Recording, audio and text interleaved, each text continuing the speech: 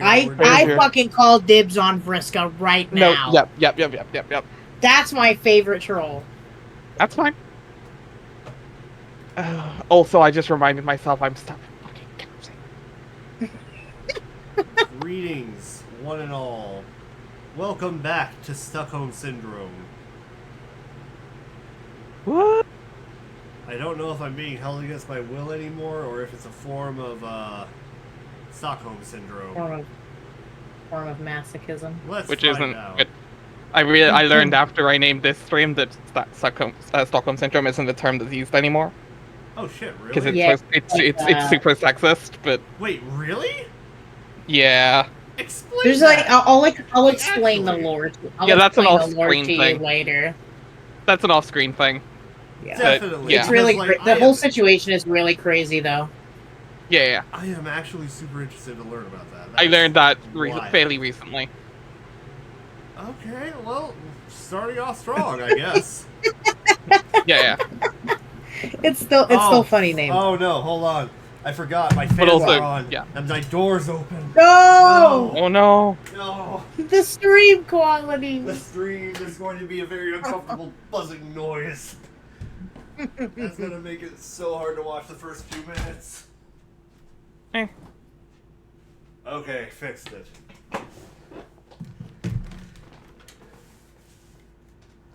We're good now. Mm. Alright. I vote Zell voice Gamzee. Well, I was Gamzee last time, Oh, you know what? That's true. and I don't. Who the real And question is unless who's Zell going to be the wants to narrator? Gamzee, yeah, unless Zell wants to Gamzee, I will take the bullet. How does Gandhi sound? He's a stoned He's a juggalo. stoner. Whoa, what the motherfuck? Who's this mother? Yeah, he's a stone juggalo. If that helps any at all. I can try stumbling. Okay. Who's going to be the narrator this time? Who did it last time? I I think it was Storm, you. Yeah, I think it was you, Storm. Storm did. I could be the narrator this time. Okay. Whoa, what the motherfuck? Who's this motherfucker? It's cool. Life is like that sometimes. It's full of mysteries. You'll just be doing one thing and then something else hits you like that and then you roll with it. That's what you do when life hands you lemons. You sure as fuck don't make lemonade because who the fuck knows where that fucking shit comes from? It's squeezed out of miracles, I swear. So what's this motherfucker's name? Enter name. Your name is Gamzee Makara. You get pretty excited by clowns of a grim persuasion which may not be in full possession of their mental faculties. You belong to a rather obscure cult which foretells of a band of rowdy and capricious minstrels which will rise on the day of the mythical paradise planet that does not exist yet. The beliefs of this cult are somewhat frowned upon by those dwelling in more common lawn rings. But you don't care. You've got to be going with what feels right at where your heart's up in, you know? You like to practice on your one-wheel device, which you are god-awful at because your feet do not reach the pedals. You enjoy a fine beverage and do a little baking sometimes. You've got all these horns all over the place, and sometimes you step on them and scare the shit out of yourself. You like to chat a lot with your pal Carcat, who is usually pretty cranky, but he is your best friend. You have a lot of other great friends who you also like a lot. Your troll tag is terminally capricious, and you speak in a manner that is just a little bit whimsical. What will you do? Gamzee. Capture log, bottle of Fago. You snag a bottle of Fago. To consume the beverage is what your fellow devotees refer to as kicking the wicked elixir. It is capture logged through your miracle modus. You have absolutely no idea how this thing works. You don't want to know either. Oh yeah, this is absolutely just all ICP references, by the way. Oh my Yep. god. That's his whole thing. Yep. Real quick, Jay, between streams, we're going to have to take another look at the window capture because it's cutting off a good portion of the text. Is it? Yeah. Like, this is as far as I can scroll down in the window itself. Oh, yeah. No, that's not, It's not supposed to happen. that's not how it looked before. I'm guessing it was part of the new update.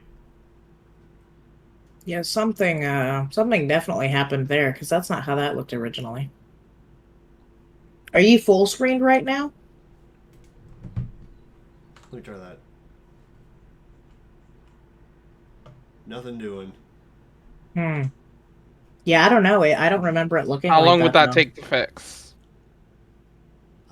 Give me like 5 minutes. Let me go over and look at it real fast. Yeah, because if it's just a quick adjustment, that wouldn't be too bad, but we could do that live. IT support to the rescue. Yep. Window capture. Settings. No, I don't want to move. No. Comfy in my chair. Ooh, bitch. I think it's just a case of like I think I just need to extending it resize it. downwards. So edit transform.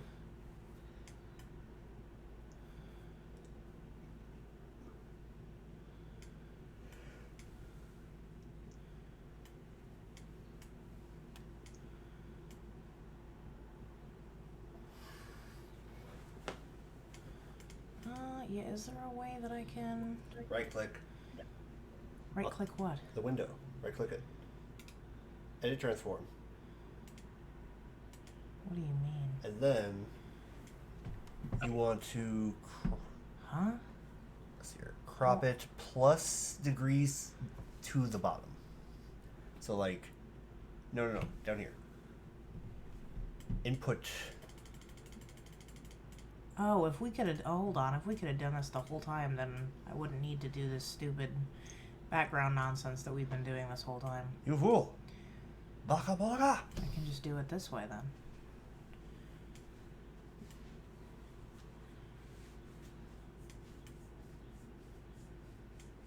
We really should put a "we'll be right back" screen in the middle of this. Well, you wouldn't be able to have it up anyway because Oh, we're you currently know what, editing that's this, so that fair. wouldn't even do anything. Yeah, because we wouldn't be able to. Yeah. Yep. It is what it is. So then just.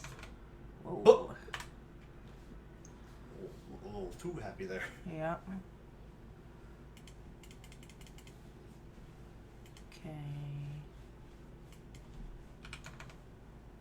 Okay, that's something. Oh, shit.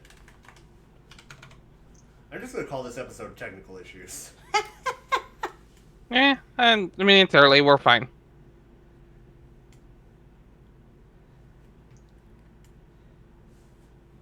We have the original background that we can switch back to.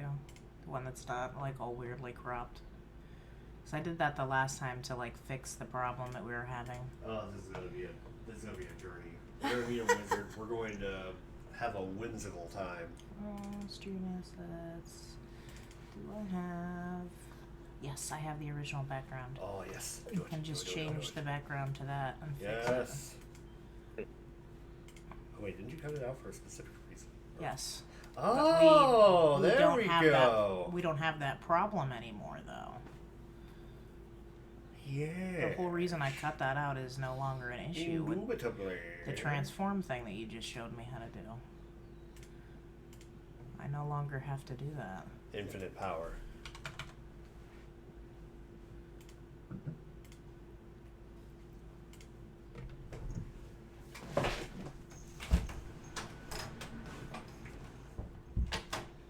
And now I get my chair back. And in record time. Let's go.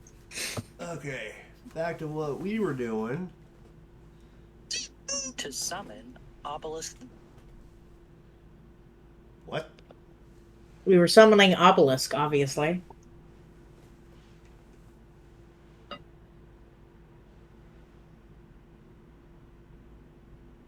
Pikachu, go.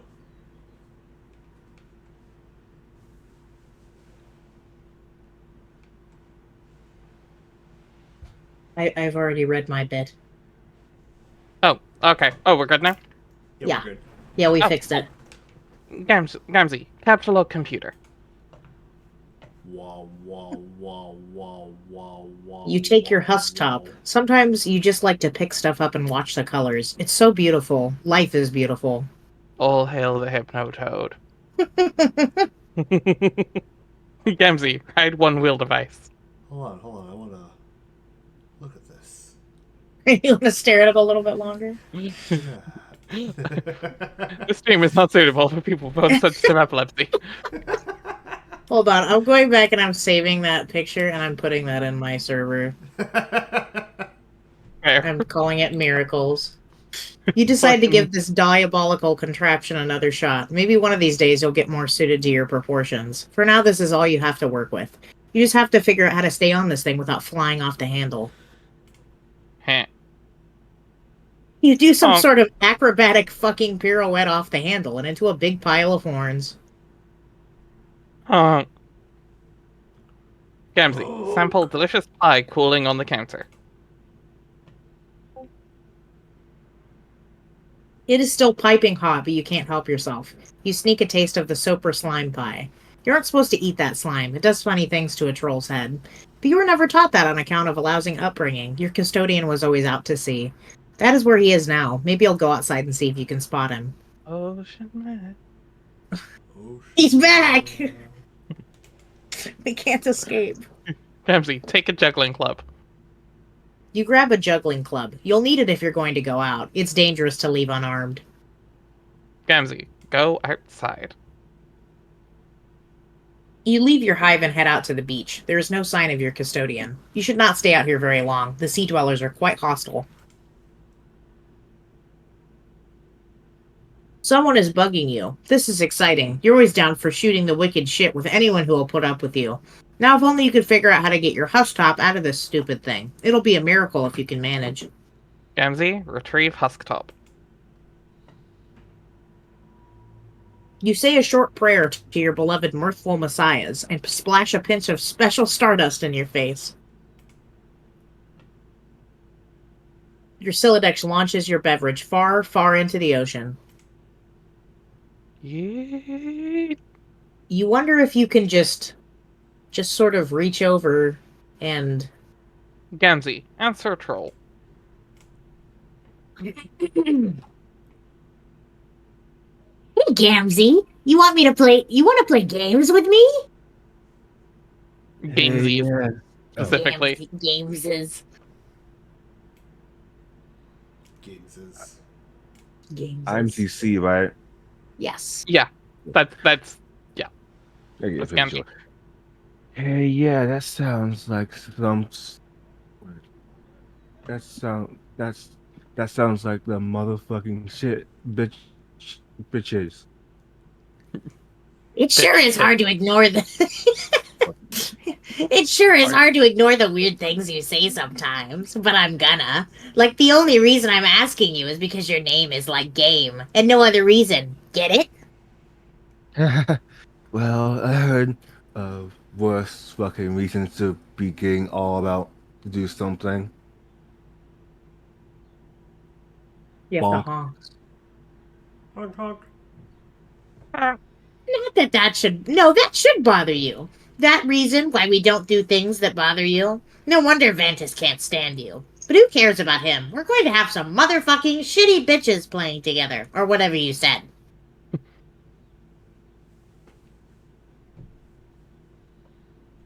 So is this the game I heard about? The big mystery? Yeah. Whoa, okay. This is going to be fucking insane, but can we play a little later? I am outside keeping an eye out here for the old goat. You know how it is with family. No, not really. Dur. Oh, yeah. Dur. Way to go. How does that stupid bottle of syrup yours taste with that hoof so far up your mouth? Sorry. Anyways, I'll go inside in a while. Why don't you get Codcat to fire up that motherfucker? Fire up that motherfucker with you. You like games.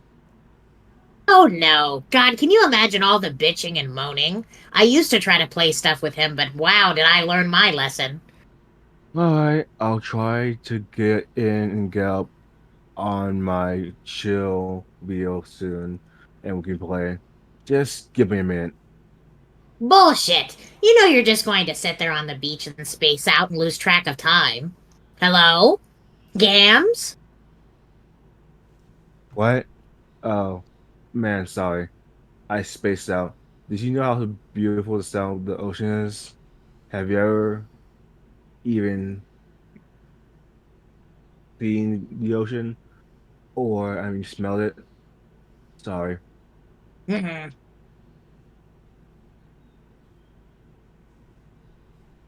Karkat, get some programming done. Finally, some peace and quiet. Now you can bear down on your coding. This will surely last all evening, without interruption. You open up all of your till death projects you started recently. You are still horsing around with the conditions for terminating the loops. What many till death coders do is import finite constructs and bind the loops to their lifespan. For instance, the main loop here will terminate on the death of the universe, labeled you. That way, you will only have to wait billions of years for it to end instead of forever. You have found a subloop to the lifespan of the code's author, which is you.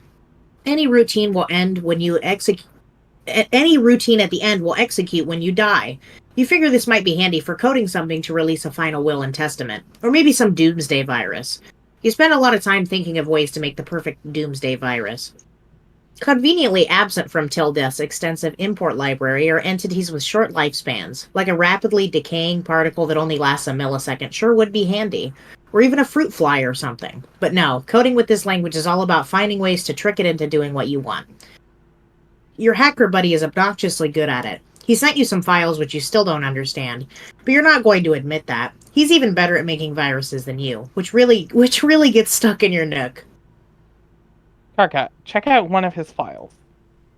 Carcat, don't talk about your pussy like that. Damn it. No, never say these words again. It's literally what he's saying though. Anyway, Never this say code these when words again. this code when executed immediately causes this user's computer to explode and places a curse on the user forever, along with everyone he knows and everyone he'll ever meet. Not surprisingly, later on you would run this code in a fit of stupidity. You don't know how he does stuff like this. What does this even mean? It's nonsense. Is it even syntactically viable? Are you allowed to color the text like that? Ugh. Maybe you should ask him about it sometime. Oh, speak of the devil, here he is bugging you about something. Time to put on your game face and pretend he doesn't think very highly of his abilities. Karkat, answer troll. I guess I'll take this one. I'll take my boy. I am the Gemini. I am Gemini here, so. And I got Mr. Double Screamy. Alright, here we go. Yeah. Activating. This is Doctor. sadly my troll. Doctor, remove my Karkat inhibitor. Engage Karkat mode. When Armageddons began trolling carcinogens. KK, don't flip your shit about this. But I'm I'm setting you up to play a game with someone. With some people. Why would I flip my shit about that?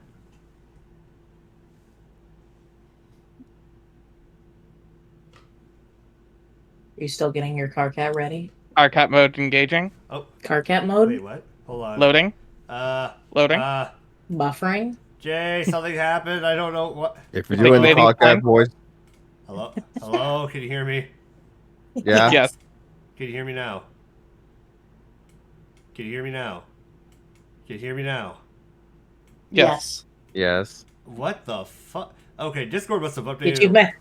Discord must have updated in a really weird way because now it's a lot stricter. I have to move around the slider. I only realized when I saw that the voice wave. Hold on. Testing. There we go. Yep, we're good. Okay. Why would I flip my shit about that? Because you flip your shit about everything? Well, will you look at this? Here's my shit, and yet it remains unflipped. Just sitting there on the skillet, getting burned on one side. It's a miracle! Oh no, you into miracles too? No, too? Because if you are, you're fired preemptively from the game. Fuck no! Okay, nice. Miracles are like poop stains on God's underwear. Eh. Making fun of people's religions is the best thing to do. That's why he hides them. They're fucking embarrassing. God launders in mysterious ways. Right on, but let's shut our mouths a second and talk about this game. It'll only be a second, really. You don't even have to do too much. Okay, good, because I'm pretty busy tonight. What is this thing anyway? Why all the secrecy? Well, the short story is that it's an immersive simulation that you play with a group. The long story is that the fate of our civilization depends on us playing it. I guess the long one was way shorter than the short one. That sounds like melodramatic bullshit, but coming from you, color me unsurprised. For you, Ventus, this shit's more real than Craft Rubsol. Right, okay. So you made this game? No. More like I adapted it. From what? Some crazy technology AA dug out of some ruin. Haven't you talked to her about it? Man, no. I can't talk to her. She's so spooky. I don't know why most of our friends are such weirdos. Probably it's because most trolls are. If you heard about it, what I heard every night, I mean, wow, fuck. No, let's not talk about your weird mutant brain. And don't scam mine or whatever. It's off limits, you douche. I told you like a billion times I can't do that, you nub slurping fuckpod. Why are you two up to this secret stuff? Why haven't you told me anything about this? KK, I'm sorry, but it's really kind of a private matter between me and her. Like, I'd appreciate it if this was respected. Oh, God, stop being so sensitive. It's a repugnant quality. Okay, how about you take your own advice? You are such a blubbering hypocrite. You're lucky I'm so fucking magnanimous and charitable, because otherwise there's no chance I'd waste my time on you. What a load of shit. This act that you actually think you're a hotshot. You know you hate yourself. Nobody hates himself more than you, idiot. Yeah, well, I hate you way more than I hate myself, and that's fucking saying something. In fact, I hate you more than I hate myself, and you hate yourself, and you hate me combined. Oh, fuck that noise in every leaking orifice. It's got, you know. Oh, in every other leaking orifice it's got. You know I'll hate the combined product of you and myself more than you could ever begin to hate me and myself, and you and yourself on your worst day. So fucking deal with it. Okay, timeout for the idiot. The idiot gets a timeout and shuts up for a second. That's you. Just tell me what to do about this game. Okay, well, I'm gonna send you down soon. Setting up 2 teams. Like, 2 separate competing teams, so that there's about a chance of at least one group winning. And also, I guess, to see which one can do it faster. Okay, let me guess. There's a red team and a blue team, right? Yeah? You're on the red team, and I'll be the leader of the blue. Okay, then I guess I can pick my teammates then. Bro, you're not the red team leader. I picked GC for that. What? Dude, I did not think you'd be interested in this, and don't act all offended. Oh, wow. Now I see. Really fucking clever. Picking the blind girl to lead the team you're competing with. I knew you were cheater, low-life fucking scumbag with no scruples or self-esteem, and were basically worthless on every level, but somehow I'm still disappointed in you. Yeah, I am such an idiot for not rewarding your bubbly personality and impeccable people skills with a leadership gig. What an inconsiderate, knuckle-sponged asshole I've been.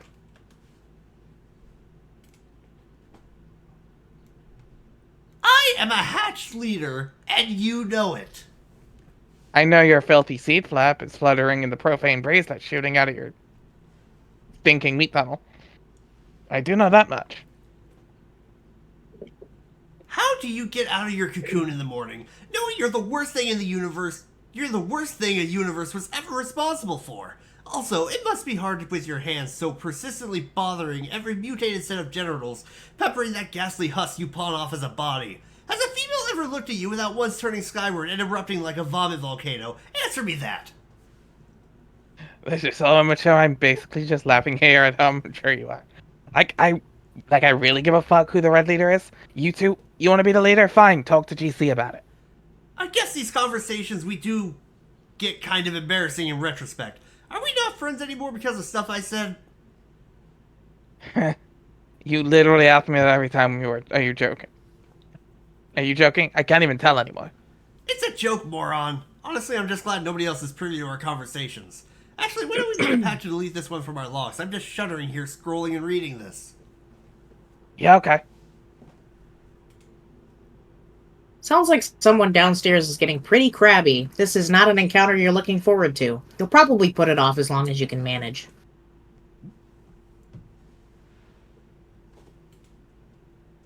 Why, who's this young lady? Enter name. Your name is Terezi Pyrope. You're pretty enthusiastic about dragons, but you have a particular affection for their colorful scales, which you gather and use to decorate your hive. Though you live alone deep in the woods, you surround yourself with a variety of plushy pals known as scalemates. You often spend your days with them in rounds of live-action role-playing. You used to engage in various forms of more extreme role-playing with some of your other friends before you had an accident. You take an interest in justice, holding particular fascination for orchestrating the demise of the wicked. You have taken up study of brutal Alternian law and surround yourself with legal books. You have no need for copies printed in troll braille because you can smell and taste the words. You hope one day to join the honorable ranks of the legislaturators. Your troll tag is Gallows Calibrator, and you speak with the numerals the blind prophets once used. You are presently the leader of the red team, poised to begin a mysterious game with 5 other friends, in direct competition with 6 of your other friends, comprising the blue team. What will you do? Terezi, cut to the chase and begin LARPing immediately. She's a scaly. It's pretty hard to live-action roleplay when there's no one who is alive nearby, but all of your scalemates are alive to you. At least you pretend to believe that to annoy people. You prepare a new campaign for one of your favorite scenarios, court block drama. His Honorable Tyranny presides. On trial is an especially detestable fellow, Senator Lemon Snout. You've sparred with this scumbag before. Tonight he faces justice. You will play the role of the prosecuting attorney. On Alternia, there is no such thing as a defense attorney, or a defense. In a court block, the word itself is offensive. Terezi, interrogate. I love this scene. Most of the interrogation is in the intimidating silence. Terezi, slap him around a bit. Slap. You don't want to slap too hard. Enough to sting, but not to bruise. You must be methodical, businesslike, and persistent. You only stop when you smell tears. Mr. Senator, you smell very nice. Your luscious yellow scales are like the sweetest gumdrops to the prosecution's nose. But your deceit stinks. Did you honestly think you could dip your corpulent snout into the Imperial Beetle coffers just like that and get away with it? Did you think your revolting abuse of the public trust would go unnoticed? Think again, good Senator. While the prosecution may be blind, rest assured the League of Legislaturators sees all. Terezi, call a witness. Oh, well played, Lemon Snout, well played. The prosecution's key witness, murdered. How convenient. The court block has little choice but to acknowledge your cunning. You have earned just a teensy sliver of your respect back. For now. But wait. Oh my, what do we have here? The prosecution begs your pardon, dear Senator, but you appear to have dropped something. A personal satchel, perhaps? Chock full of illicit, embezzled beetles, with which you have in unmitigated cheek to waltz before his tyranny, concealed beneath your ill-gotten finery? The prosecution requests a short recess from his honorable tyranny so that all law-abiding and mother-grub-fearing citizens may go outside and puke. Terezi, sentence the criminal. As the prosecutor, it is your job to reach a final verdict and sentence the reprehensible felon, while his tyranny watches in silence and submits grim approval. But you take pity on this miserable bureaucrat. You are feeling merciful. You'll give him a fighting chance. You will flip a double-headed troll Kagar to decide his fate. You do this quite often when making important decisions, kind of like Batman's nemesis Two-Face, or that guy from No Country for Old Men. Turns out there are a lot of badasses out there flipping coins. But those are Earth things, and you've never heard of them. It's safe to say you borrowed this gimmick from one of the many, many cool troll things out there that's just got hard-boiled dudes flipping coins for major stakes. You base the habit on whichever one smells like the most badass. Terezi, flip. The coin tumbles through the air. Lemon Snout is sweating bullets. A favorable flip. The senator exhales in relief. But what are you so happy about, Mr. Lemon Snout? He looks a bit confused. He quivers his lowly proboscis at the coin. See? The coin has exonerated him. Coin? What coin? Surely you jest, Mr. Senator. The prosecution sees no coin.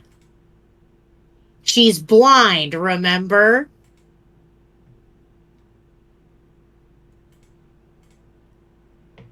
Lemon Snow!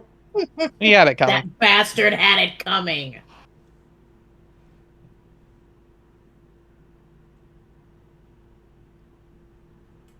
Terezi, adjourn. Another triumph for justice. The court block is adjourned. You offer final salutations to his tyranny in the customary manner. Okay, that's not customary at all. You're just kind of weird. It's just that your red chalk is the most delicious chalk. You cannot get enough of it. Anyone who says there's more delicious chalk out there simply reeks of deceit. Grape chalk, fight me. You son of a bitch. You sure had to go to a lot of trouble to do that. She's standing on like 7 different fucking law journals. Or like 8 You different law take your- journals. You take your walking cane, which you use as a weapon, kind of like Earth Daredevil, who you've never heard of. You will use it to wall up enemies when you enter the medium.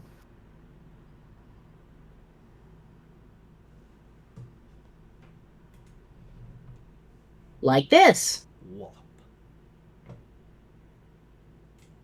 Terezi, begin recruiting red team members. Big grin. Your nose begins scouring your chump roll through the saliva smears on your monitor for potential teammates so you can start playing. Definitely not her. No, not her. No, not her either. Definitely not that guy. Okay, how about this girl? You like to roleplay with her sometimes via chat. You pretend you're a member of the mysterious and noble Dragonede race while she does her own goofy thing. You don't have it in your heart to tell her that your chat RPing is meant facetiously. I mean facetiously. Yeah, facetiously spelled normally fucks you up, I noticed, somehow. Also, Dragonede with 3 Ys.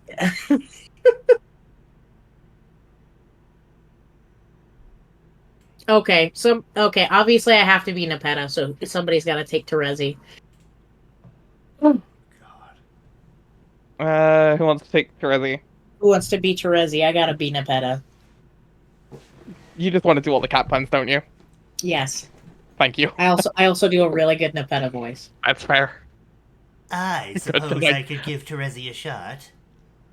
Yeah, because I cannot. I would cringe too hard doing that. I love Nepeta. She's one of my favorite characters. I would cringe my ass out. She does a really good Nepeta voice. Storm, too. it's just like the old days. We don't talk about the old days. We don't talk about that. We don't talk about it.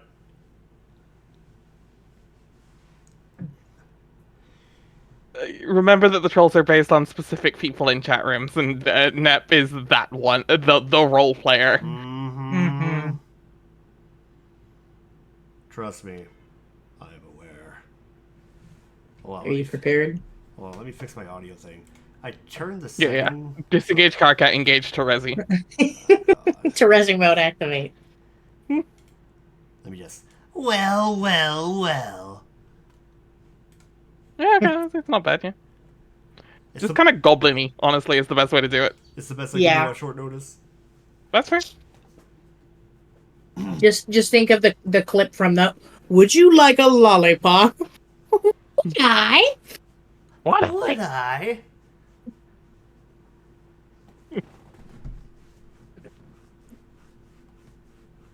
I'm honestly basing it off of that one video. I am a Komodo dragon, and starting Honestly, now, Yeah. you will slowly die. Hey. Yeah, pretty much. Just All right, here we go.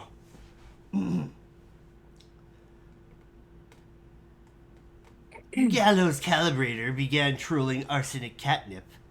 GC lands on your whelping stoop and raps on your cave with her noble and elegant talon, and once with her mighty snout for good measure.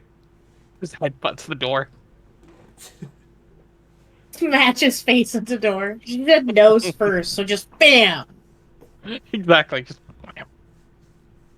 AC saunters from her dark cave a little bit sleepy from the recent kill. AC uses one of her mouths to lick the fresh blood off her paws, and the other one to blow you a kiss.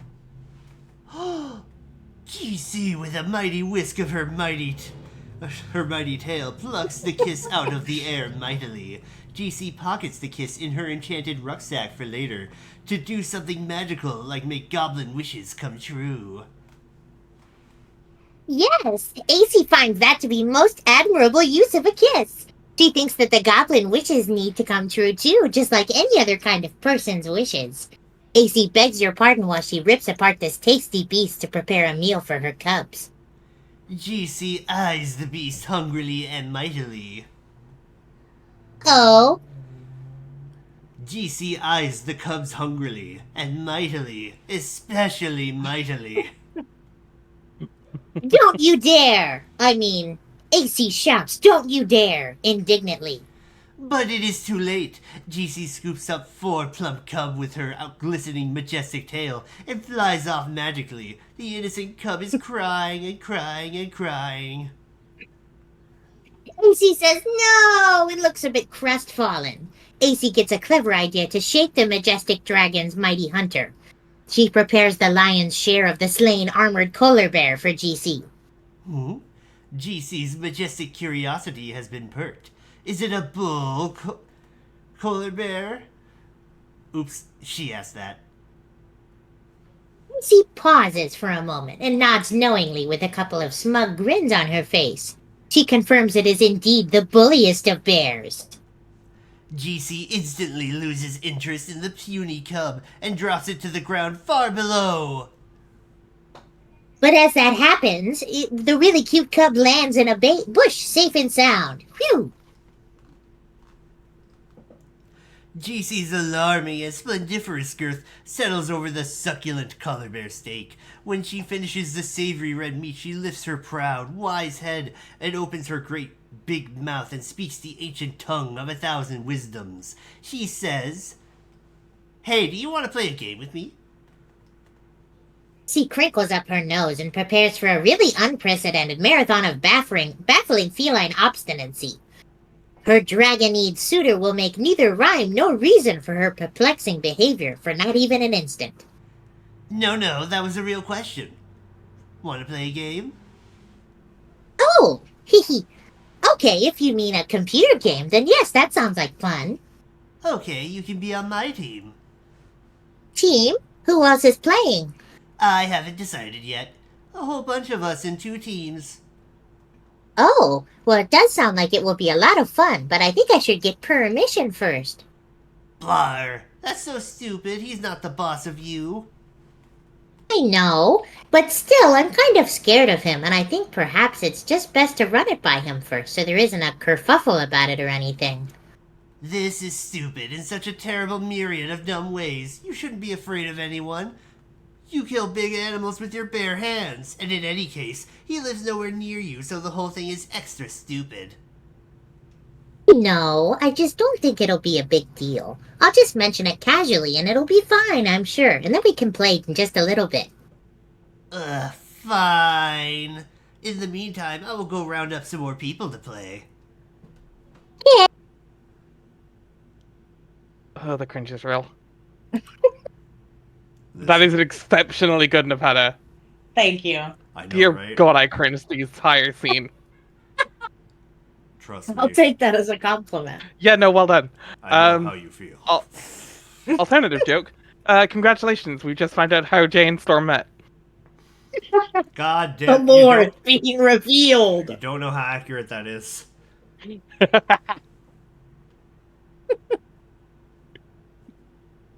Terezi, troll PC. Gamzee, do you want to play a gameses with me?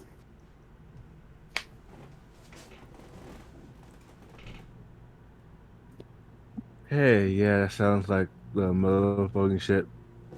Bitches.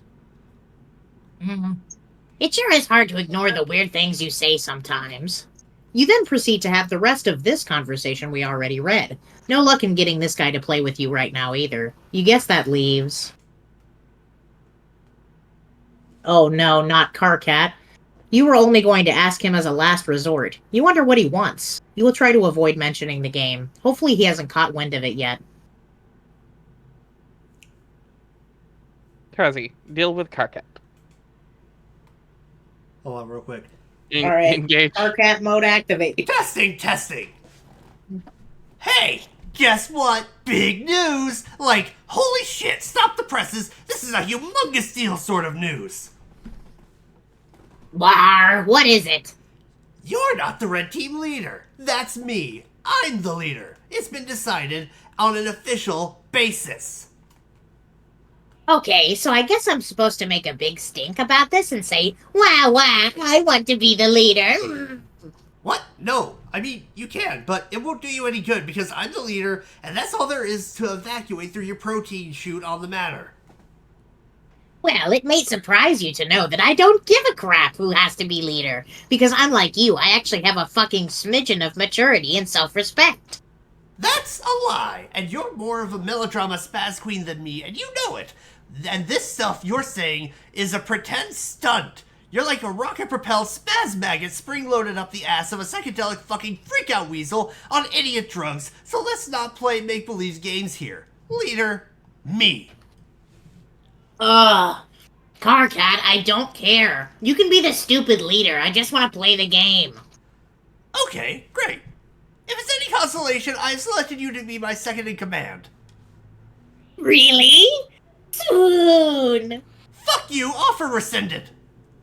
Okay, but seriously, I would have suggested you be the leader, but honestly, it comes with serious responsibilities, and I wasn't sure if you were up to it.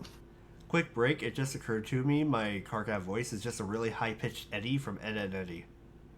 God damn it, why did you... You're right, it is.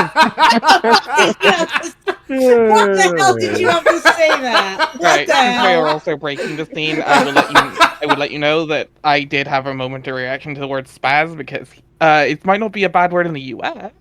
Oh, yeah, it's like a naughty word over in the UK. It's ever so it's a It's It's a It's like little it's like an ableist. ableist term, isn't it? It's a little ableist, yeah. Oh, that's... Well then. It's Yeah, more for people absolutely with does not mean that physical over here. disabilities. Sorry, folks, Yeah. we had the filter on to replace certain words, but it's not like it catches everything. It's a localized slur. It's like how in Australia, they call people the C word all the time. Everybody Yeah, exactly. gets called a cunt down there. That's just how you that's say a term hi. of endearment. Yeah, yeah. I forgot where I was. Shit. Sorry. let's see. How could you think that? I'm an incredible Yeah, you leader were starting all with how types could you of think that? prioritization. How could you think that? I'm an incredible leader with all kinds of prioritization and command skills. I'm going to rock the cock off this weather vane, and the blue team will wish that they never slithered out of their mother grub's heinous, undulating asshole. So just give me the full briefing. What do you know? Okay, so the thing you need to know is the leader starts out by running the client application. While I, the lowly second officer, connects to you with the server while I remain generally in awe of your mighty grandeur.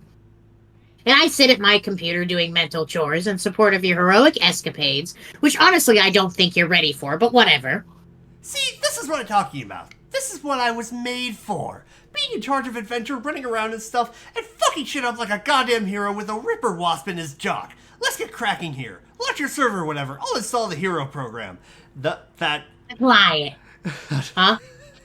that last bit especially made me think of Eddie the way that he was talking. Yeah. You can't It get went it a out of your little head bit like- now. Yeah, it went a little bit like I Out can't of think breath of a with his name. scam. You think Sorry, Carcat Eddie. likes jawbreakers? The fuck's a jawbreaker? I'm not trying to think of trolleys for Jawbreaker. Oh my god. We have a... Mandible smasher. Yeah, There exactly. you go. We have those. The client. Yeah. Okay, if you insist. Far be it from me to stop you from being so dashing and courageous. And to be perfectly honest, a little bit handsome. Yes, exactly. Now you are making sense. This is the kind of thing that sane people say. Keep at it. There's hope for you yet. Okay, I'll try. Anything to get you to stop being such a baby. What's a baby? Oh, it's like a mythical little pink monkey. Something my Lucis dreams of. I thought you didn't have one. I don't. Yet. I'm not allowed to. Why not? Why have you never mentioned this anyway? Honestly, Terezi, it sounds like more frothing loony block nonsense. If I ever did have one, then it would mean the world was coming to an end. Oh, thank God you just said something normal. I was starting to worry there. Whew, back in Satan Land. It's true! I don't completely understand it, but that's what it told me. We need to get you out of that fucking tree and into a proper goddamn lawn ring. You've been stunted living up there by the whispers of fucking bark gnomes or something. I think one of my neighbors was just cold recently. Maybe you could live there. No way, screw lawn rings. More like yawn rings. I love my tree, but you're welcome to visit sometime. It's especially nice in the third autumn. Okay, well, speaking of that, I should go downstairs and deal with this grumpy customer. It's going to fondle major C-flap, but hopefully it'll be quick. You can establish our connection and do your trivial sidekick stuff, I guess, in the meantime. Okay.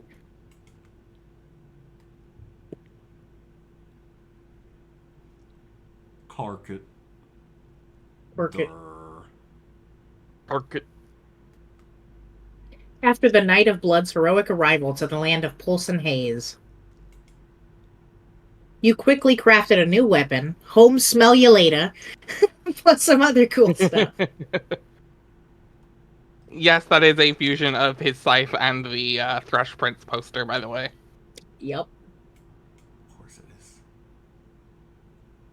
Carcat, deal with Terezi. You can see me, right? Tell me what is wrong with this picture. No, I can't see you, dumbass. Oh, yeah. Anyway, press your nose against your slobbery screen and tell me what is wrong with this picture. Smells pretty terrible. That's because you just took a hard drag of my load gaper, which for some reason I've discovered outside on this little island. You mean your toilet? Well, ooh la la, excuse my disdain for your blue-blooded vernacular. What color's your blood? Whoa, none of your business. Seriously, was that a serious question? Unbelievable. I will find out someday. What is your obsession with colors? It's bad enough you waste all of my hard-earned grist rambling my hive around like that, not even in the direction of the fucking gate, but then you go and spend it on an ugly paint job. I killed a lot of imps for that grist. Arcat, please. Don't pretend you didn't enjoy going around killing things, and that you wouldn't enjoy killing a whole lot more, prancing around with your little sickle being all adorable. Yeah, right. More like Adora Bloodthirsty. I'm pressing around like being like that, okay? Anyway, this is awful. This is no way for a leader to be treated. Sorry, this is what you wanted. The leader is the first one in. This is what the leader is supposed to do.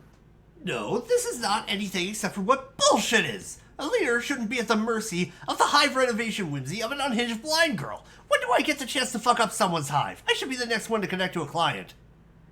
No, you can't. You have to be the last one to connect to complete the chain. More lies!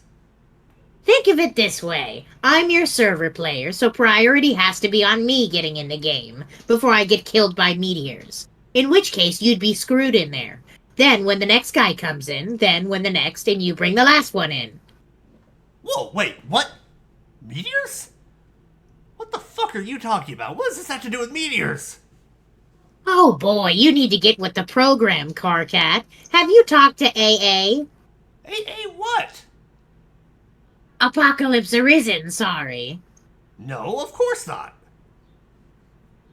Or TA. Or AG, I guess. Or CA. Really, there's like this whole conspiracy about this, as I'm finding out.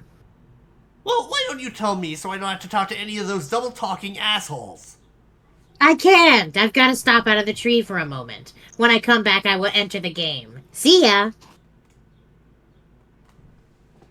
A little while ago. Froggy.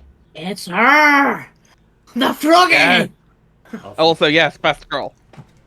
She over here like, a froggy be a small beastie with 4 leggies, which lay both on water and on land. But also legitimately best girl who does not get enough love in this comic. Desecrate. Desecrate. You're not sure why you did that, really. Though there will probably turn out to be a reason. There's a reason for everything. Understanding this lets you be reckless, whoever Also, you if are. know, also, if you look, no pupils.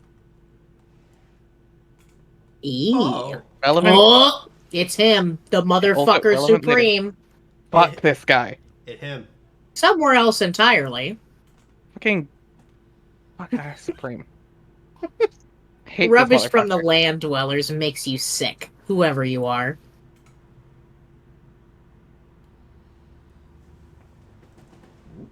And later still. We return to the land of pulse and haze so that we can rewind a bit, before all that paint got slopped on your hive and before that mysterious hole was made. Man, how'd that hole get made? It was when Carcat ran TA's cursed till death program, and when his computer blew up, that's when it happened. We'll see this happen later. It'll be startling and unexpected.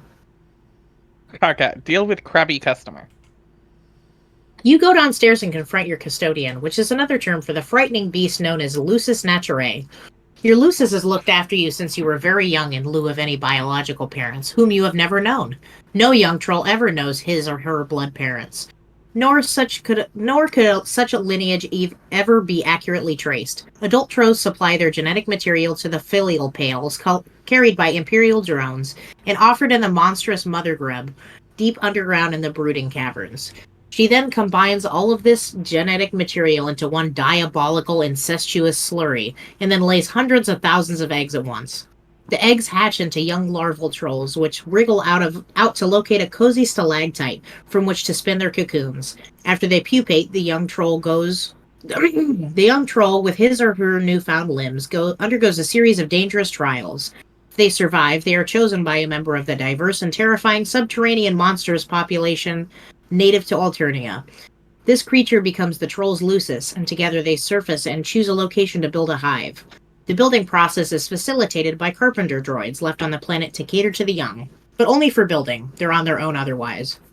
The vast majority of adult trolls are off-planet, serving some role in the forces of ongoing imperial conquest, besieging other star systems in the name of the Alternian glory. The culture and civilization on the homeworld is maintained almost entirely by the young. Trolls sure are weird. Sound page. Huh? Sound page?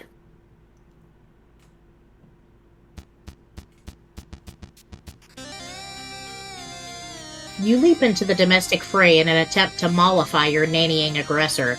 After a lot of kicking and fussing and gnashing of teeth and carapace, you just pull out the few chilled roe cubes from the fridge to settle the beast down.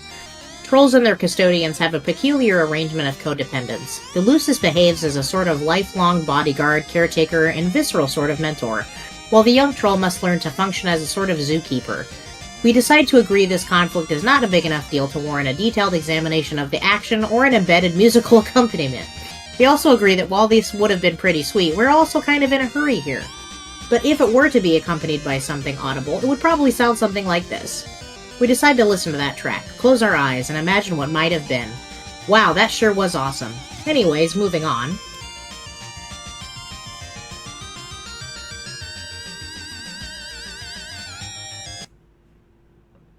In fact, we are in such a hurry you could almost say we need to get moving. On the double. Yeah.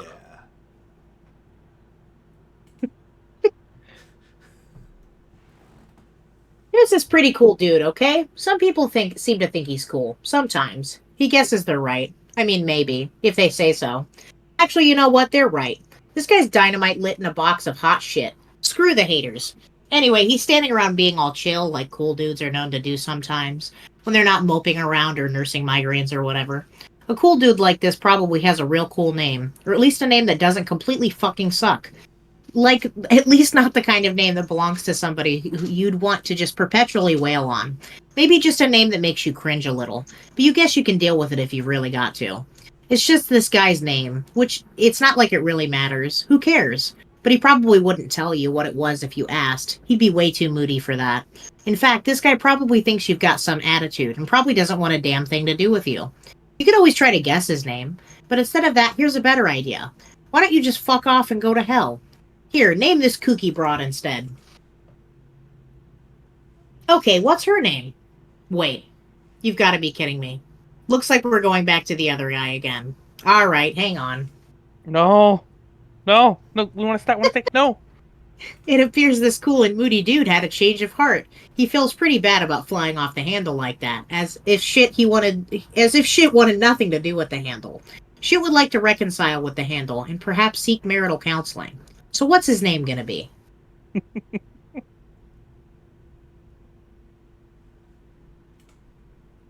Oh, enter name. Your name is Solix Captor. You are apeshit bananas at computers, and you know all the codes, all of them. You are the unchallenged authority on apiculture networking. Although all your friends recognize your unparalleled achievements as a totally sick hacker, you feel like you could be better. It's one of the number of things you sort of beat yourself up about for no very good reason. During sporadic and debilitating bipolar mood swings, you have a penchant for bifurcation in all logic and life. Your mutant mind is hounded by the psychic screams of the imminently deceased. Your visions foretell of the planet's looming annihilation, and yet unlike the typical sightless prophet of doom, you are gifted with vision twofold. For now. You've developed a new game, adapted via code parsed from the runes and glyphs in an ancient underground temple. You believe this game to be the salvation of your race, although you're not sure how yet. To ensure success, you will distribute the game to 2 teams of friends, a red team and a blue team. You will lead the latter group. Your troll tag is Twin Armageddons, and you tend to speak with a bit of a lisp. What will you do? Solix. Equip throwing stars to Strife Specibus. Why would you do that? A high-level psionic has no use for any particular Specibus allocation. Solix. Fling stars Specibus would. You make short work of the Specibus, and oh god, one of your B-house mainframes. The silicone was sliced clean through by your foolish maneuver. What were you thinking? The workers pair up and dance angry message to you in binary code. Binary. God damn it. Solix. Taste honey. No! You do not under any circumstances eat the mind honey. The consequences are highly unpleasant. You cultivate this honey for your Lucis. It helps him be not such a complete idiot all the time. Merely most of the time instead. Solix. Calm those bees down.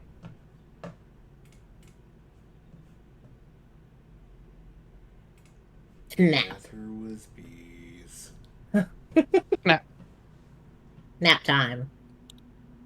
Solix. Get to work at computer. You're always up to your nook in the newest and hottest games. It's hard to walk around the place without squishing them. Whenever that happens, you're screwed, and you just have to grow a new one from scratch. Or just pirate it, you guess. But tonight is no night for games. Well, okay, it is, but just one game in particular. And this game is no joking matter. It is delirious bug nasty. You wouldn't download a grub. You wouldn't download a grub.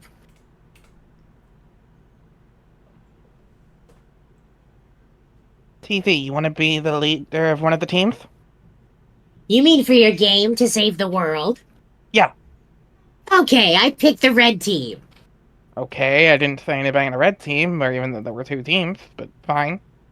Obviously you were going to set up red and blue teams, come on. You don't know what I'm gonna do. Stop betting as though you can read my mind. It's not a power you have, your strength of being blind and tricking people about stuff. And I guess being generally savvy and pretty decent at other stuff, but that's why I'm picking you and not some fucking other club from Idiotville. Solix, please. You are Mr. Appleberry Blast, and everybody knows those are your favorite flavors. Even though you type in yucky mustard, which is weird. Maybe there's more to me than you think. Maybe I'm not the two-trick host beast you make me out to be. Make me out of. Maybe I just want to give the red and blue thing a breath for a change and not make it so it's like, oh look, it's a predictable fuck with their 2 stupid colors. It's amazing how much everyone fucking hates him. Maybe red and blue aren't that great at all, and I hate them suddenly. Have you ever thought of that? Maybe I'm more of an aubergine guy, plus whatever putrid color is you type with. What is it, turquoise? Maybe it's making me turquoisey. Got him. Maybe the new name for that color is Summer Shit Has Missed. Have you considered that? But I'm sticking with red and blue, so you should suck on it. Maybe, maybe, maybe. Maybe is a stupid word. Maybe that's why the big maybe we should all ponder tonight over some hot shut the hell up. Some hot shut the hell up tea. Tea. So you think I'm savvy? Yeah, I think so. Pick out whoever you want for the red team, and I'll lead the blue team. I'll send you the download soon. Talk to you later. Wait! Maybe you should tell me more about the game first. How exactly are we saving the world? I don't know yet. It's just what I see now in my visions. That the world will end and our whole race dies, and this is how we save it. And AA can back me up on this, so don't be all doubting me about it. I'm not doubting you. I think you're right. Mostly. Mostly, what does that mean? Well, when you talk about how you're going to die, too. I am going to die. I mean, we all are, but especially me. I'm going to get my ass served me twofold. Double the service.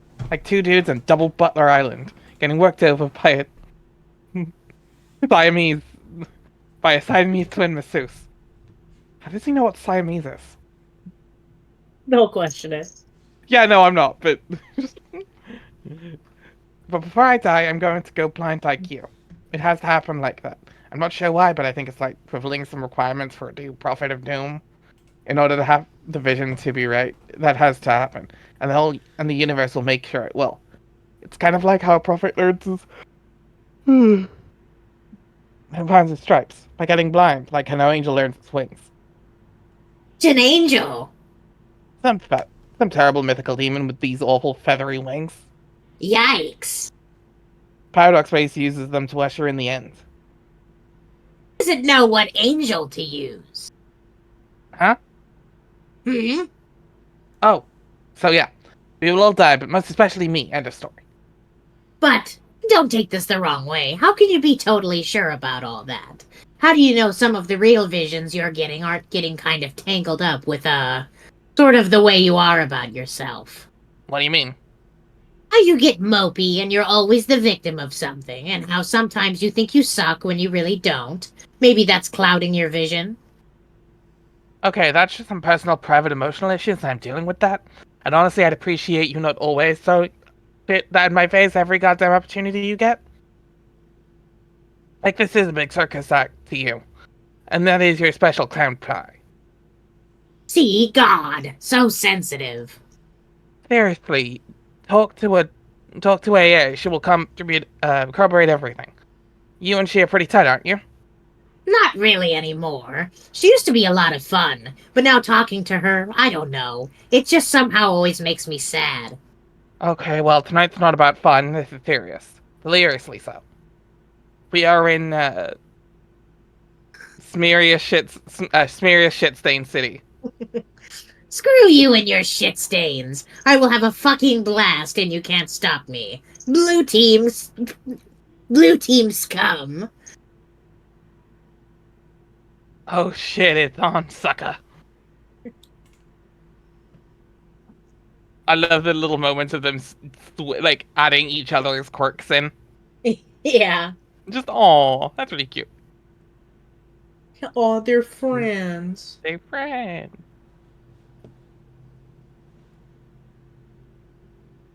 Her. Duke. It's That, okay, was completely meaningless. What was the point, whoever you are? Alex, deal with Apocalypse Arisen. Oh God.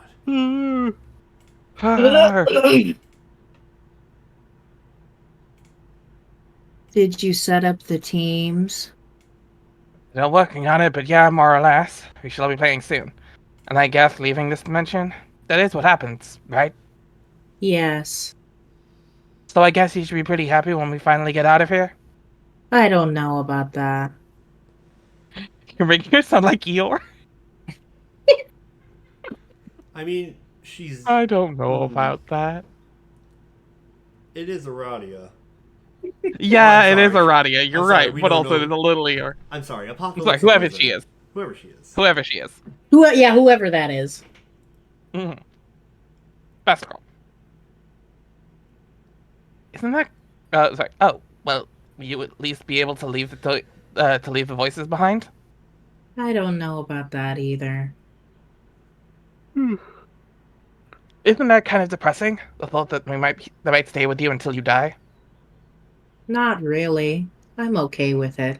I'm okay with a lot of things, even our inevitable failure, though it will briefly masquerade as victory. Wow, fuck. That was so much more depressing than the thing I just said. Teresa was right. You are such a drag to talk to these days. She was right about a lot of things. Wow, what a mysterious thing to say. I am so intrigued. Do me a favor and spare your spooky conundrums tonight. You're kind of pissing me off. But you like to talk to me. That is a fact, not a question. They told me. Okay, your sources have spoken. Relay a message for me. Tell them to go haunt my huge creaking bun bulge. Why do you like to talk to me? Oh, I don't know, maybe because we are supposed to have a world together? It also I also talk to you because, in case you haven't noticed, I despise myself and perpetually seek to speak to duplicate through emotional pain the cacophony of physical pain. The cacophony of physical pain my hideous mutant brain causes me every day. Oh my god, I just had a breakthrough. Thank you so much for this. It was great. That was a joke. Here, type ha. Ha, Now type it again. ha. There you go. You are now officially the life of the party. Heh. I just look. I just took an embarrassing video about you cutting loose there. Boy, I sure hope this juicy nugget doesn't wind up on the internet. Hmm? Solix, I would actually like it. I fuck. Solix, I would like it if you were happy. Okay, thank you for saying so. You seem sad and angry all the time. What does anger feel like? I forgot. Have you ever been angry? I don't remember you getting angry about anything. Maybe I never was. I feel like I was, though. Once. Why didn't you ask Kaka? He's way angrier than me. For that matter, why didn't you get in this case about it instead of mine? I think his anger serves a greater purpose. It's part of his destiny and thus ours. It will help him to sabotage his own designs, which are very much in opposition to the broader purpose, and will sow the seeds of our failure. A failure which will ironically prove to be the mission critical. If you think we're going to fail, why wouldn't you get mad at that? At the voice of sending you down this blind alley all the time. They never lied, though. This is how it had to be. I have to be totally honest, though at no point did I ever lie. But through omission, this game will not save the world. Fuck? And though it is still very important even in our defeat, unfortunately it is much closer to serving as the instrument of our people's demise than that of our salvation. And we 12 will behave simultaneously as the pawns and the orchestrators of the great undoing. I don't want to play anymore then. You will, though. Fuck that, just once. This shit is dusted. Check me out, all dusting it like a saucy fucking maid. It cannot be stopped. Meteors are en route. You know this, Solix. Who cares? I'm yanking the grub tube on this overpunch's bitch. I'm telling Red Team Leader to forget the whole thing. I'm quitting as Blue Team Leader. If you want to shamble through this macabre fantasy of your solo, be my guest. You were never going to be the team leader, though, which is to say, the first to enter. Are you messing with me? You do realize I'm psychic, too. I could pull so much trippy shit out of my spinal crevice. It would make your head spin like like Jervis in a fucking blender. Get off your high horse beast. I'm coming up. Huh? Where? Hello? Solix, abort.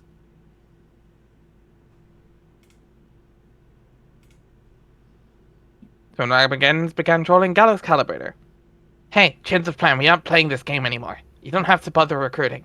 Sorry to waste your time. I'm not the leader anymore. Carcat is. He is? He threw a tantrum about it, so I let him be the red leader.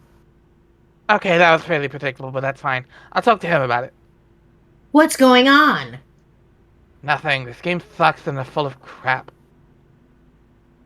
This game sucks and AA is full of crap. Sorry about all this.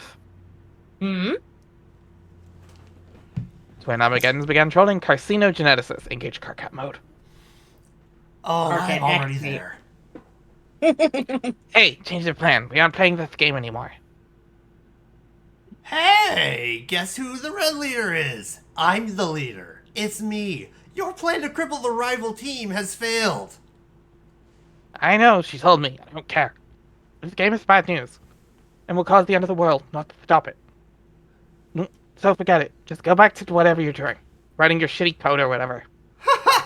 So pathetic. This is yet another feeble attempt to weaken your opposition. Terezi and I have already established a connection, and we are making great progress here. We are a great team, and I am a fantastic leader. We will beat this game in no time, while your game is clearly still asleep at the thorax. Oh, God. No, you idiot. I don't care about the game anymore. I just quit. I'm not playing. You should too. Amazing! You're either being really persistent with this transparent ruse, or you really are just that sad and incompetent. Neither case deserves my respect or this friendship. In fact, you know what? Friendship canceled. There, it's official. Bye-bye, friendship. Oh, like you haven't said that a billion times. You aren't in any position to question my competence. You're the worst programmer I've ever seen. You don't know anything about computers. Why do you bother? The only thing you're good at is yelling and making huge mistakes. And being ugly and horrible in every way, and having two stupid little nubby horns. To be honest, I don't see what's great about your programming or hacking. What is a hacker even? Just some smug asshole in movies doing fake things and making up words. It's not even a real thing to be. It's just some bullshit title you gave yourself so you feel just a tiny bit less loathsome. Oh no, my child is burned. I don't have to prove anything to you. I'm a great hacker. Period. No, it's all so clear now. You were a fraud all along. What does all this nonsense code you wrote even do? It's all nonsense, like a bluff. You just say, oh, Carcat will never understand what I wrote is bullshit because he's too dumb to figure it out. Well, you're busted. These viruses here, I bet, do nothing at all. Wait, KK. I bet if I ran them, nothing bad would even happen. Might even improve my computer's performance. No, don't. How about this idiotic program with the red and blue code, which is a meaningless thing to do with code anyway? What does that even mean? It's just another one of your scams. Why not sneak some bad clip art into the files too and pretend that's code? Oh god, no, don't mind that. I'm serious. What would happen? I'm not sure, but it would be really, really bad if you ran it. Just don't. Just as I thought, you can't even come up with a good line when I press you on it. Your bluff has been called. Compiling as we speak. It will auto-run when it finishes, and now I have to go attend to something outside because Terezi is doing something just unspeakably stupid right now. Whoops, forget I said that. It was privileged information. You are the dumbest grub fucker on the planet, I swear. Later, douchebag! KK, do not run that code. Hello? Carcinogeneticist's computer exploded. Oh my god. I love that that's a thing that shows up in the chat logs. How convenient. Yeah, weird, huh? You are highly startled by that totally unexpected explosion. Yep. Oh. Oh no. Carcat and his friend. Crap. Crab Dad, no! Crap, Dad, no! Why do you hate Carcat programming is- so much, Carcat? Because programming killed my crab dad! My father. Okay? Carcat and his friends and everyone they would ever meet thereafter would experience great misfortunes on account of the curse unwittingly implemented through Solix's esoteric Mobius double reach-around virus. Every troll's Lucis would soon die. All but one of their kernel sprites would be prototyped with the dead Lucis, each prior to entering the medium. Upon entry, they would each have a bittersweet reunion with the creature after the kernel hatch, triggering the sprite's metamorphosis. For the first time, the trolls would be able to have verbal conversations with their custodians and would be guided by them along their journeys. Unfortunately, the underlings and warring royalty would gain the benefits of the monstrous prototyping as well. Each sprite, except for one, would only be prototyped once. The players would learn quickly that while pre-entry prototyping per player was absolutely necessary for the ultimate success, additional pre-entry prototyping merely empowered their enemies unnecessarily.